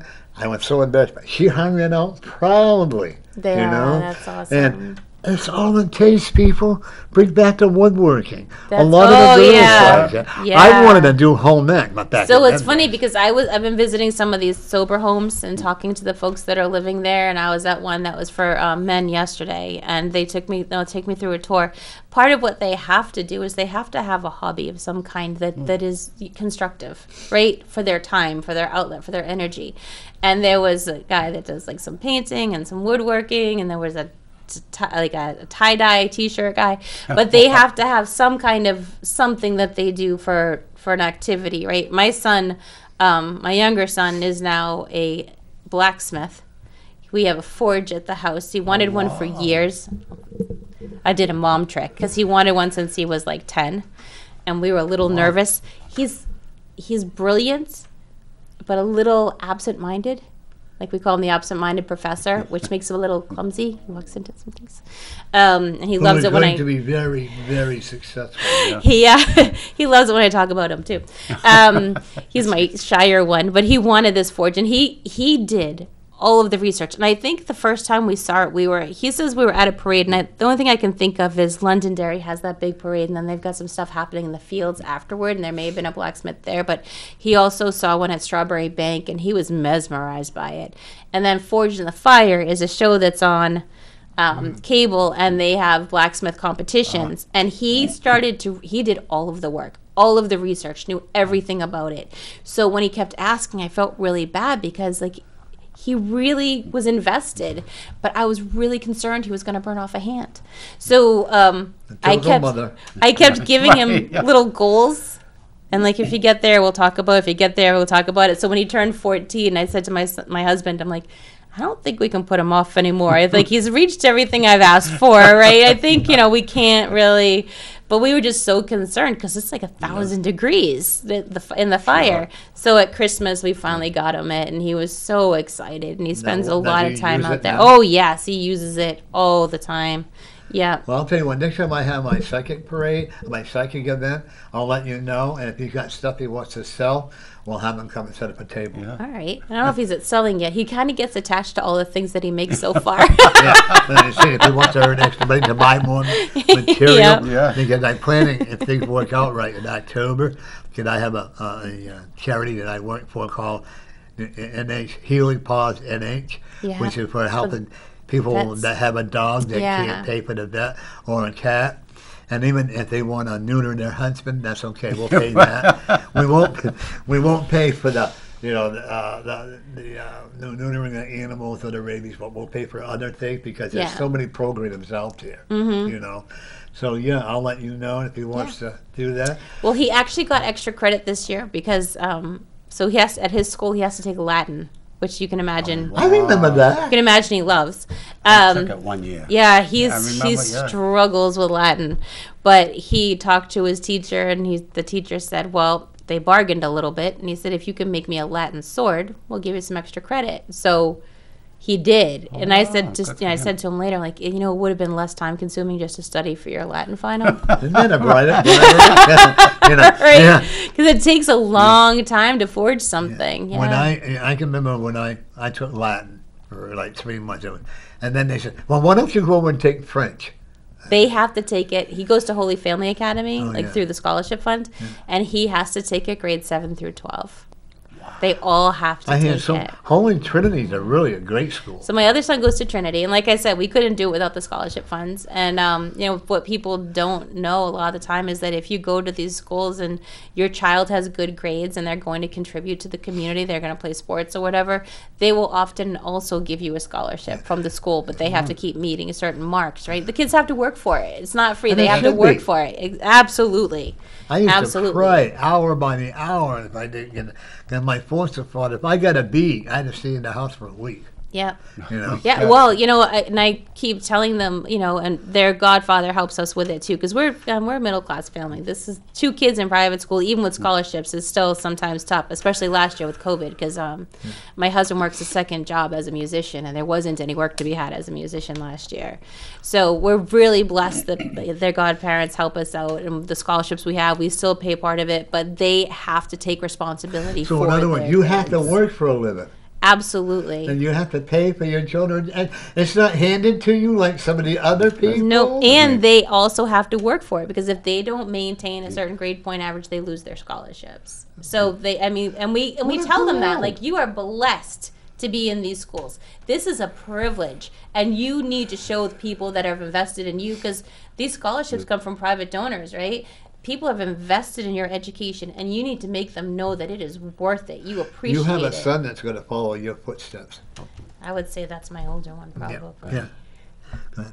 Hello, welcome to North Community Corner. And this is Victoria, the next mayor of Manchester. It's my brother. Hi. My brother. Go for it. I want to talk to you about Maple Street. Have you ever gone down there? With the bike paths, yes, I have. And when you get all the way down towards Webster Street, you got to take a sharp right if you want to continue going straight. Yes, you do. That's what they should eliminate that one. That doesn't make any sense to me. So I've been down that end a lot. We've been door knocking down there, and that sharp right instead of just going onto the road doesn't make any sense to me. That's Where's very Webster Street? strange. So it's like now where where Blake's was, where he's talking about is right there where Blake's was. No more blame? No, the No building's more there. Blakes. That's been Yeah. close a month. Yeah. Oh. That was a COVID death. Next time she comes on, Jim, we'll have you come in. I can. I got no transportation Oh. except my scooter that I have. Oh, be careful on that scooter. How many miles do you get on that a year? Yeah. Wait. Oh, I'm not. Victoria, did you get a COVID shot? So That's I personal. don't talk about my medical stuff with anybody, because I honestly Okay. I don't want to influence anybody else's decision, and that's why. Okay. That's good enough. All right. Well, thank you. Good luck on the election. Thank you And so that- much. Any other questions for her? No, that's it. Okay, thank you for Thank your you. call. Okay, bye-bye. I've had other people ask me that I too. when I'm would've out. stopped it And- right there. Yeah. So I just don't. I don't want to That's private. influence anybody else's decision. Number one. And that's really. thought It it is. was It's my strange to brother. be talking about your medical decisions and people asking you, but I know it's important to some people. But like I said, I see a lot of politicians out there saying, I got the COVID vaccine, you should get it, or telling people not to get it. And I think either way, it's a personal decision, and I wouldn't want to influence anybody's decision on that. I have a lady that's on Facebook. since you don't have the shot, I would never allow you in my house. That's okay. But since you had the shot, then I have the right not to let you in my house. You know, Yeah. it's a two-way street. That's right. All it is a moneymaker. Well, I mean, I think there's legitimate concerns. I know people that have had some very significant side effects to the vaccine, Yeah. and it's not anecdotal. I know people that have had very bad reactions and are still dealing with it long term. And I just, like I said, you need to do your own research, talk to your own doctor. Everybody's body is different. Everybody deals. I mean, just look at COVID itself. Some people felt like a cold. Some people lost their lives. So every decision is personal when it comes to your medical needs. And Some people That's had it. no symptoms at all. I some know an people had no 83-year-old symptoms at all. woman who tested positive. Madeline, what's it like? She says, can't tell. She says, no different than regular. It's weird. It's like there's some genetic component Yeah. because I know some families were devastated by it, and other families got it and they didn't even know Yeah, that they that was- had it. My She son was had had 83, it. and they kept, you know, when they first started, what they kept telling, oh, if you're old, if you get COVID, you're gonna die. I don't know if I'm gonna live to see the results of COVID, like when they do all the studies, but it's gonna be interesting to see based on where they thought we were in the beginning and everything they thought, and what it ended up being. Even today, in the my end. son still has a lot of breathing problems because of the COVID. Okay? Yeah. And he still had a lot of the bronchitis out there. But as you walk outside, that air is not pure. Oh, well, especially That's a today. lot Oh of- my God, the humidity out there today Right, is like right. it's terrible. But And, yeah, and that's like I always carry my cell phone in my yeah, pocket. just in case. And all of a sudden, no more, because I have a feeling that radiation from the cell phone Oh Yeah. yeah, is what created my cancer. that's Okay. actually yeah. The doctor says I can't answer that, even though, and you know, and they can't get this off because my whole family died of cancer, you know. But the sad part is that people are forgetting about the other diseases that other people Absolutely, yeah. have. That, you know, and they really are. Well, yeah, and there's people that can't get the vaccine because No. they've had how is Guillain-Barré Yeah, virus, right, or yeah. there's other things they are prone to clotting, so they can't. I've just heard other people tell me their doctors have advised Well, them against there's it a for one woman reason or that I another. know, her mother's in a wheelchair. Never was in a wheelchair before. And she got the shot. And now she said, hopefully, of course, the doctors aren't going to say anything. And then oh no, because they want to sue the government. Oh no, you know. Yeah. And you know, it's not fair, it's not right. And we know that the famous Highness Mayor Craig, who is a devil in disguise as far as I could say that because it's my show, you know. But is hiding behind a mask. All this stuff. Was she wearing a mask when she was riding on the scooter? I didn't No, see she was her. wearing a helmet. Oh, okay. So that covered up her mask, right? But if you know, if she would Jones it instead of hiding in her little room. Yeah, so I mean, people have asked me like what I would have done if I was leading the city during that time, and I will tell you that first of all, any employee that was not coming to work would have been furloughed because that was what was happening to the private sector. Like if you weren't working, you needed to file for unemployment. You needed to. And that's just respectful to the taxpayers. But we also, there was no leadership. I would have returned the kids to school. I had submitted a proposal to have the kids put in half day in the beginning just to see, because we knew there'd be a spike in the late fall, right? But if we had the kids in half day in the morning and then a half day in the afternoon, like we used to do with kindergarten, and then they were remote learning for the other half of the day, then we would have had full instruction, but half day in the classroom. So any kid that needed a meal, any kid that was in an abusive home that needed another set of eyes on them, any child that would have been left at home because the parents were still working, still had an adult that they could see for half of the day. But moreover, kids that needed the help, like special education, or they just needed to be in front of a teacher for help, would have had that too. Having it half and half, you would have reduced the classroom sizes, and you would have been able to social distance, and you would have been able to identify where the outbreaks were easier. And when I submitted that, because we couldn't address our elected officials face to face because they were remote and they didn't allow people to go into City Hall, the clerk had to read my remarks for me, and it was never discussed by the school board. They never even put it on the table. And there should have been conversations about how we best get the kids back in school. also we had to, and we'll have to continue to have a remote option for teachers that are at risk or kids that are at risk, right? But there were options we could have done that we didn't. And I was out doing book drives because our libraries were closed, our schools were closed. Where are the kids getting reading materials? So people were donating books to me, and I would go to where they had food drives and have tables set up around the city and do the food drives. And later on, I'd go back and collect the books, and I did it every weekend. Wow. What you. What happened to the children? Now they have breakfast at school now, right? And they have lunch, and then the kids cafe. Have you ever been there?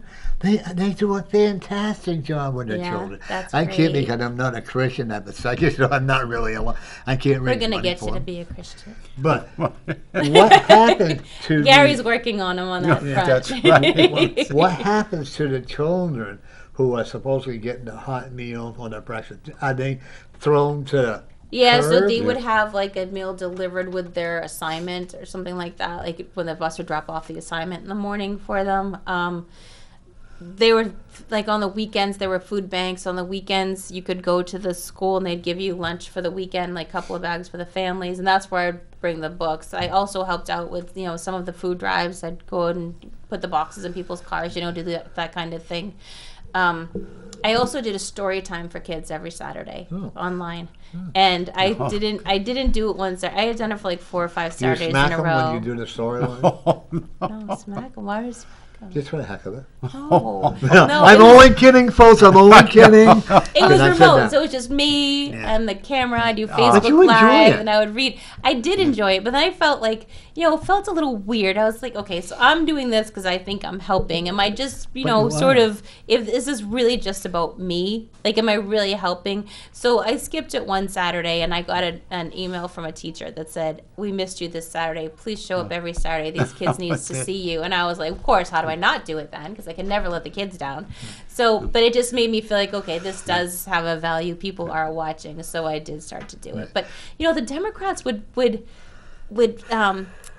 mark it as spam. Like they were trying to get me shut down from doing it because they would say that it was spam. And all I was literally reading Winnie the Pooh. I was reading Winnie the Pooh to these children, or the Peanuts. Or I'd ask people like, what is your favorite story? And I would order it from Amazon and I would read it that Saturday. And they tried to get me shut down. They said I was Look what spam. they did. Yeah. Look at Dr. Seuss. They kicked him off. Right? Okay, now I'm Or in good Dr. company. I Seuss, got canceled with right, Dr. Seuss. Yeah. But I mean, you can't do anything nice even because if you're just a political opponent, they just want to shut you down no matter what. They won't take anything. And at the same time, they're talking about how they promote democracy. Yeah. They don't. Right. Like I know. all they want to do is cancel you if That's you don't right, agree with them. exactly. That's it. Oh, I've called all kinds of, course, I instigate it too, and I love Yeah. every minute of it because I speak the truth. Well, I think But- there's also, when I'm talking to folks, there's a lot of Democrats that have moved away from their party because they see how far left it's gone, and they're not those people. They're like blue-collar Kennedy Democrats, right? And they don't Yeah. want to be caught up in the nonsense that's happening. And we've got a lot of those folks in our You and city. I smile at when they try to say that Trump or myself that we're racist or whatever. Look at all the Afro-Americans that are turning away from the Democrats. Oh and yeah, but then coming. they attack them. Like, you Right, see it like they Colonel do. West. They go after, and what is her name? I love her. Who? Now I'm gonna play charades with you. Candace Owens. Candace Owens, thank you. I love Oh, her. I love her. Yeah. I love her. Oh, she's Brandon what a thrill Tatum. that I mean, would there's be. so many. Martin Luther King's niece is a very pro-life woman, and Alveda, she's always out there, Dr. Alveda King, and she was a Trump supporter, and they went after her. I'm like, how do you go after Alveda King? She's the most peaceful person in the world, right? Don't you think Martin Luther King would be turning over in his grave the way I this think he'd thing be is very going? disheartened about the way that things are going Right. right now, You know. honestly. I think he already has turned Yeah, over. yeah. Yeah. And the sad part is, we can bring it back together. We have to bring We it have back to. together. You know. And by the way, folks, this is Victoria Sullivan.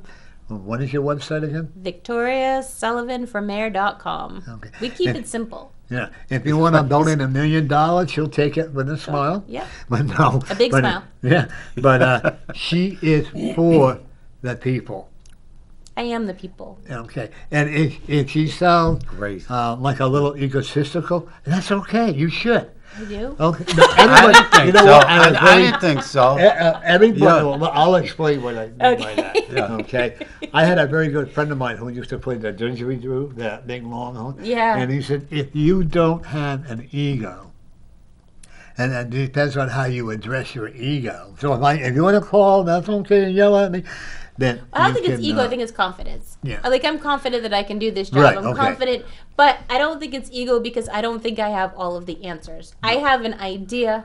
I have a plan. But you're going to find the answers. Yeah, well, that's the thing. I have an idea and I have a plan. If we start working the plan and we realize it's not going in the right direction, I have no problem with reaching out to people that have more knowledge about this than I do, bringing them together and saying, okay, we have to switch course. Right. And I think that's really important in leadership. You have By the to be way, able to folks, change we course. finally were able to connect. I know. I'm so sorry. Oh, well, no, but it was both with both parts. of us. Yeah, and we're both at fault. I stutter, you know, blah, blah, blah, blah, blah, you know. But I got to tell you, folks, the younger generation really get behind her. Or, you know, try to get rid of the Democrats if you can. You know, We have a all lot they of do- young people that are in the state that are really active, young Republicans that are Yeah. working hard. They come out and they help me out. They did last election, and they're very. It's so good to see them on fire for liberty and It is. conservative values, Brody and from it's really Marlboro. great. Yeah, Wolfboro. He was on my show. He won state rep, and he's a student at St. Anselm College, and he won state rep. He was on with Matt Mayberry. I think Matt got shafted, but that's okay. You know, We have. but that's my feelings. Yeah, we have a couple of young Republicans that are running for Congress this time out too. Yeah. Yeah, have you Oh, met good. Bob Burns? Yeah. Yeah, he's Isn't running he in CD cool? too. Yeah, Yeah. Bob's really cool. He was on my show last week. Yeah, He was. Yeah. I Yeah. love, He's an everyone- interesting cat. Yeah, Yeah. and I love having the candidates. And I always say no more politics, but I think it's in my blood. No more politics. What would you do? Yeah, What would your show I be would be about? lost. You know, now. you know, I love doing spiritual It would last the readings. first 15 minutes Oh, of I your could- show, though. Oh yeah, I couldn't handle it. You know, I've been very blessed. I have natural healers, holistic healers. I've had Matt Cotterman. You probably know him. Yep. Yeah. He actually hypnotized me 8 years ago for cigarette smoking. Really? Yeah, That's tough. haven't smoked one for 8 years. Very I nice. didn't know how fat. Oh my God! I leaned back. I looked like a fat baby whale. I said, "Oh my No, God!" Yeah. Well, I usually it's just the camera makes you Yeah. look. You know, but Was that joke? The camera puts on 10 pounds. Exactly how many cameras are on you? yeah. But I love doing this show. I've been doing it for 22 years, Wow. and I'm You and Joe Lavasser might be neck and neck. Is he 22 years too? I'm ahead of him Are you? Oh, there you go. because he left for a while, then he came back. Oh, that's right. He did leave for a while. Yes, and I've only missed Yeah, 5. it was Will Infantine and Ed Sapienza for a while, Yeah. right? I've only missed like 5 shows. One because of the COVID, and the other one because of bad weather. But then when I had my surgery, I don't know how you women do it, getting pregnant, have to wear those catheter bags. That was horrible. I never had that. Just so No, you I were lucky then. I said, and I could not. I Doesn't refused to sound come on too the comfortable. show. I don't Oh. think they do that anymore when you have a baby. Well, that was a mess for me, but I never want to get pregnant, trust me. But I think you're good. yeah. Well, you never know. We did years ago. My friends and I, we went to the Laconian Clinic, and we all said we all said we were pregnant. So they go see rabbit test. One of my friends I didn't know had taken his sister's, urine and gave it, and she was pregnant, 14 years old. Well, that was a surprise. Yeah.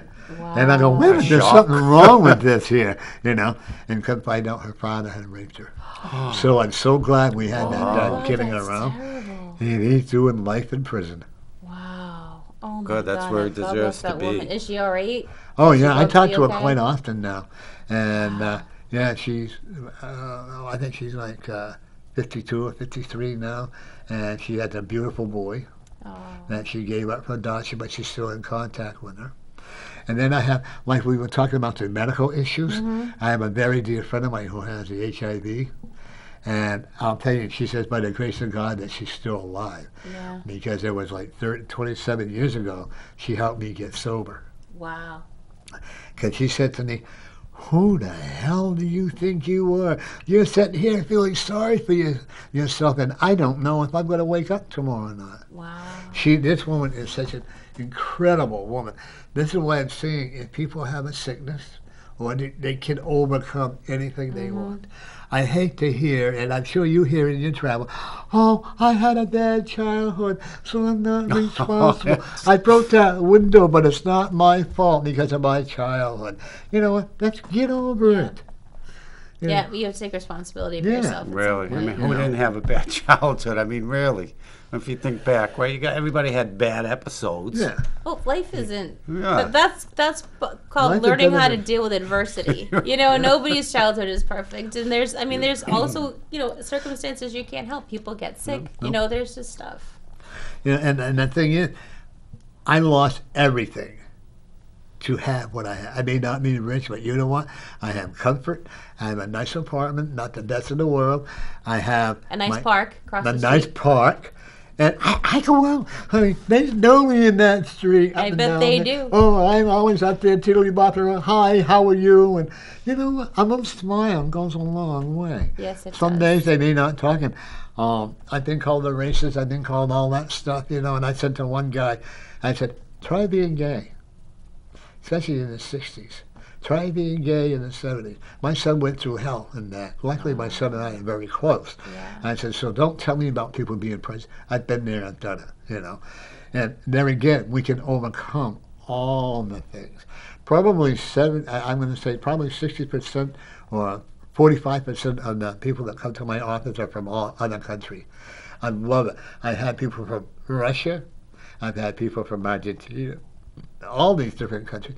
And when you start looking at their skin and not their spiritual, then you have accomplished that.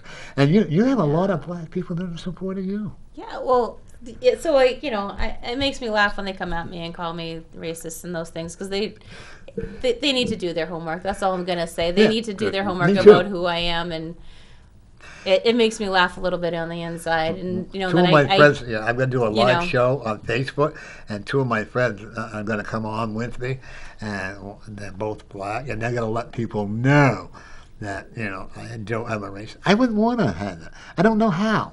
I don't And know I don't why think these you people do are either. so obsessed with the color of people's skins. It seems to me that they're the ones that are having trouble They're the with, ones that have you know. It is. I mean, So- people call me the same thing. You're a racist. You this or that. How can you call And yourself that spiritualist?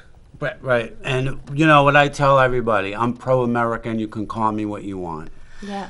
I'm So- a proud white American. It's like I said, it's just how they try to stop the conversation and keep people It from is. listening to you. They don't want people. It's the whole Alinsky. And they revert right? to name calling. Yeah. Right? Mm, Yeah, they you do, know. and they try to tarnish you in such a way that they make anything you say invalid. Yeah. And you just can't let them. That's why these yes. shows like this are important because people can see you and hear you like on their own, right?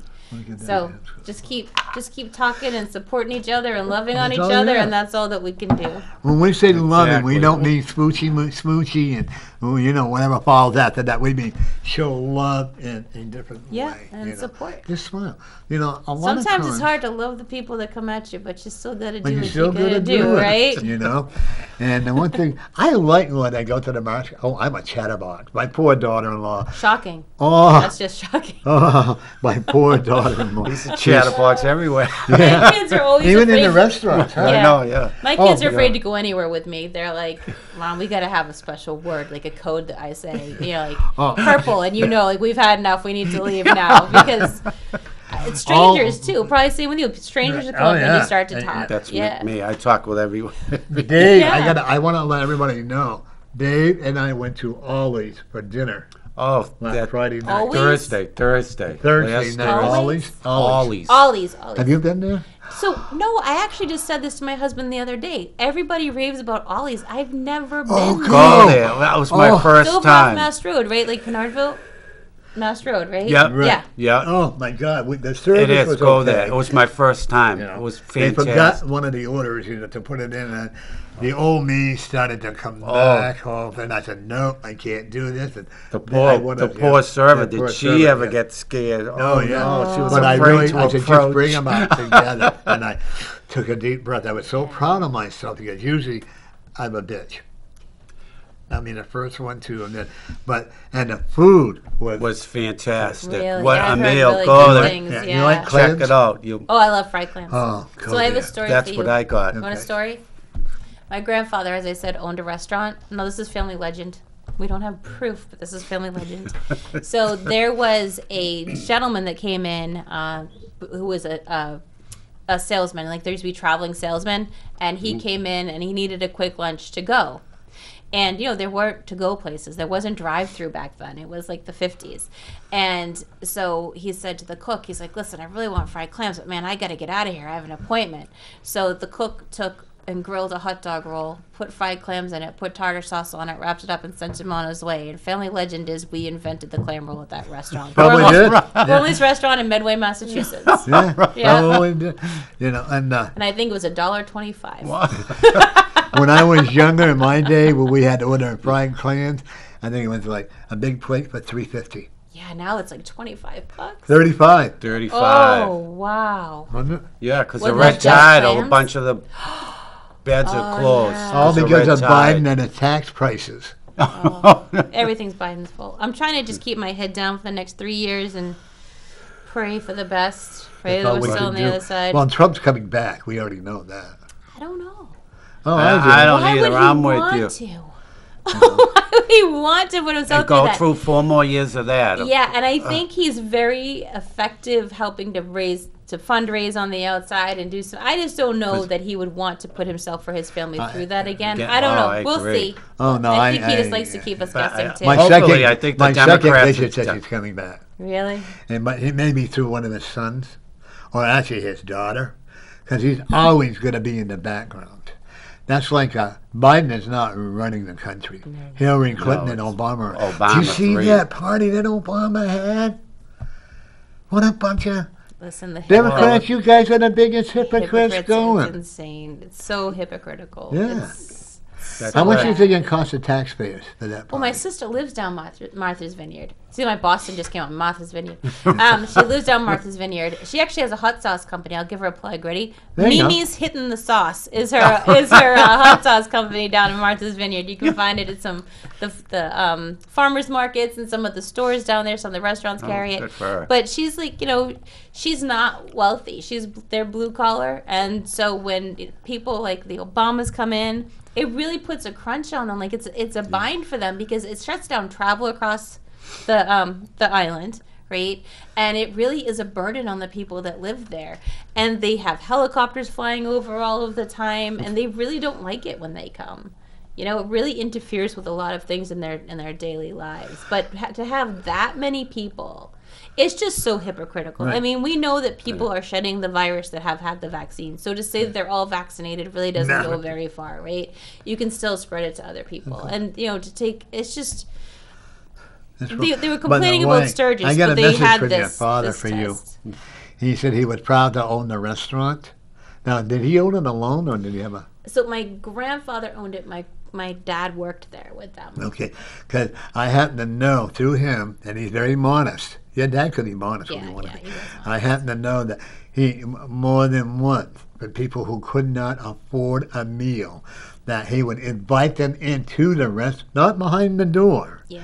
but would actually open up the door and allow them to sit there like a paying customer and have a good meal. That's actually true. My grandmother was very much like that too. We used to always joke about we never knew who was going to be at their house because she took in stray people. She took in stray people.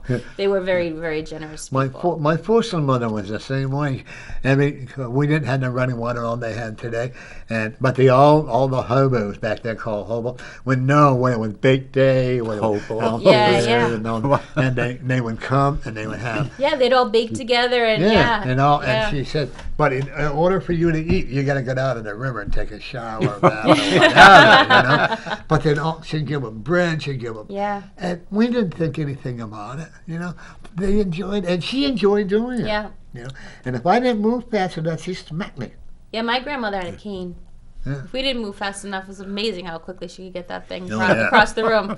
I was very spoiled by I was very spoiled by my foster mother most of the time, and I'm spoiled today. I don't even. For sure. Yeah. Right. Scott brings my coffee into me. He what's on me hand. I mean, I am really truly spoiled, and I am very grateful for That's it. You know, nice. and don't you think you have a right to be spoiled? Aren't you spoiled by your husband, or are you the other way around? I don't. So I will be honest with you. I don't think I let him spoil me as much as he probably. I'm just not that way. Like I don't. I want to give to people, and I have a hard time. Like I don't get me like if I get worn down, I have a day. I'll be like, "Can you go do something with the boys? I just need a day." Like that's my idea of being spoiled. Give me a day. Give me some time to myself. Well, you actually need to go to a massage, probably get a massage. Have you and Jeannie? But he has done really special. Like for my birthday one year, we went out to dinner, and he had this whole thing up in the Common Man up in Plymouth. There's also a spa there, and he had it all set up as a surprise. I thought we were going to dinner. He had the whole spa treatment set up for me, the facial and everything. He is very good to me. And he would probably spoil me more if I allowed it. But I really am just. I feel like I just need to work and take care of the family all the time. So that's a mom's job, right? And every once in a while, You just have to actually, get spoiled. you and your husband were actually married. I wish you had the way I could prove it to you. And I think you might agree with me, Dave. That you two were actually married to each other in your past life. This is why you get along so well today, because you got all your nits and cookies out. A lot of times that when people are married for 50 years, 60 years, or whatever, it's because they were married to each other in the past, like that they wanted to teach people. You know, I've been so married so many times, I don't know.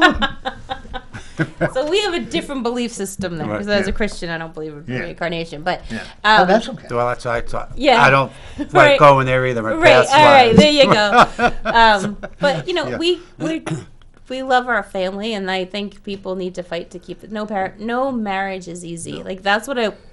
So when we sat down with our pastor, which is one of the things that makes me laugh when they talk about me, because they don't even know, like we got married in a black gospel church. Like that's who we are, right? And when our pastor sat down with us and was talking with us about marriage, he was very careful to say there's going to be hard times. Like you guys have to you have to acknowledge the fact that marriage is not easy, and you have to be able to fight and work through it. And that was like the best advice. Yeah. No, because when my husband was 32, he was diagnosed with cancer, and I found out at the same time I was pregnant. And so we've had some really hard times we've had to fight through. And, I think people go into marriage sometimes too lightly and think it's all going to be sunshine and roses because you're still in that sort of honeymoon phase of your relationship, right? Yeah. And you need to know that you're going to fight like heck for the family, right? And for each other and for the family. I think this is what's happening with the marriages today, or there's so many women, and I got to give Gary Hawk a lot of credit for this. There are so many, not predominantly in black as well, but so many single moms or parents that just don't want to take the time to be with their children. Well, I think societally we're changing that too. So I was actually at this conversation with someone last night because I had a disagreement. 3 minutes. Okay. So I'll make it really short. So we've got people in government that have devalued the role of mothers in our society and push that if they're not in the workforce, they are actually a drain on our economy. Obama actually said it. So we need to value the role of mother and father in our society again and let them know like the family unit is the most important thing that we can do. Oh, I see more and more men being active with their children. Which is good too. Like that's wonderful. I love it. We bring different things, and I say that all the time. We bring very different things. I am certainly the nurturer. I am more of the disciplinarian. I kick my kids in the butt when they need it. My husband does the adventurous things that I can't do. Like some things that like men don't understand is when a child gets hurt, the woman feels it. Like we actually feel it. So like going to the skateboard park, I am banned because I don't do well there, right? And he's like, go ahead, try it out, see what happens. And I'm like, no, right? So we have very different roles, and both are really important for and kids. it works. Yeah. Well, I want to thank you for coming on. Thank you for having me. This was fun. Was that already 2 hours? Yeah. Wow. Yes, it was. And then one of the things that I want you to know, whichever way I am going to try to work to get a debate with you and Her Highness. Oh, with Her Highness? Okay, we'll try. Okay? All right. And Glenn R.J. Olette said he'd be a moderator. All right. Well, I just want to thank you for having me on the show and remind people that they can find me at victoriasullivanformayor.com, and you can email me at victoria@victoriasullivanformayor.com. And if you have any questions for, and you're too shy to ask now, yeah, email me. Yeah, email. absolutely. And she will be honest, okay? So thank you for coming on. Thank you for having me. My pleasure having you. And now that we got everything squared away, I look forward to having you come on again. Thank you. Be well, you Miss guys. Mayor. Thanks. Okay, see you all later. See you all later next week, folks.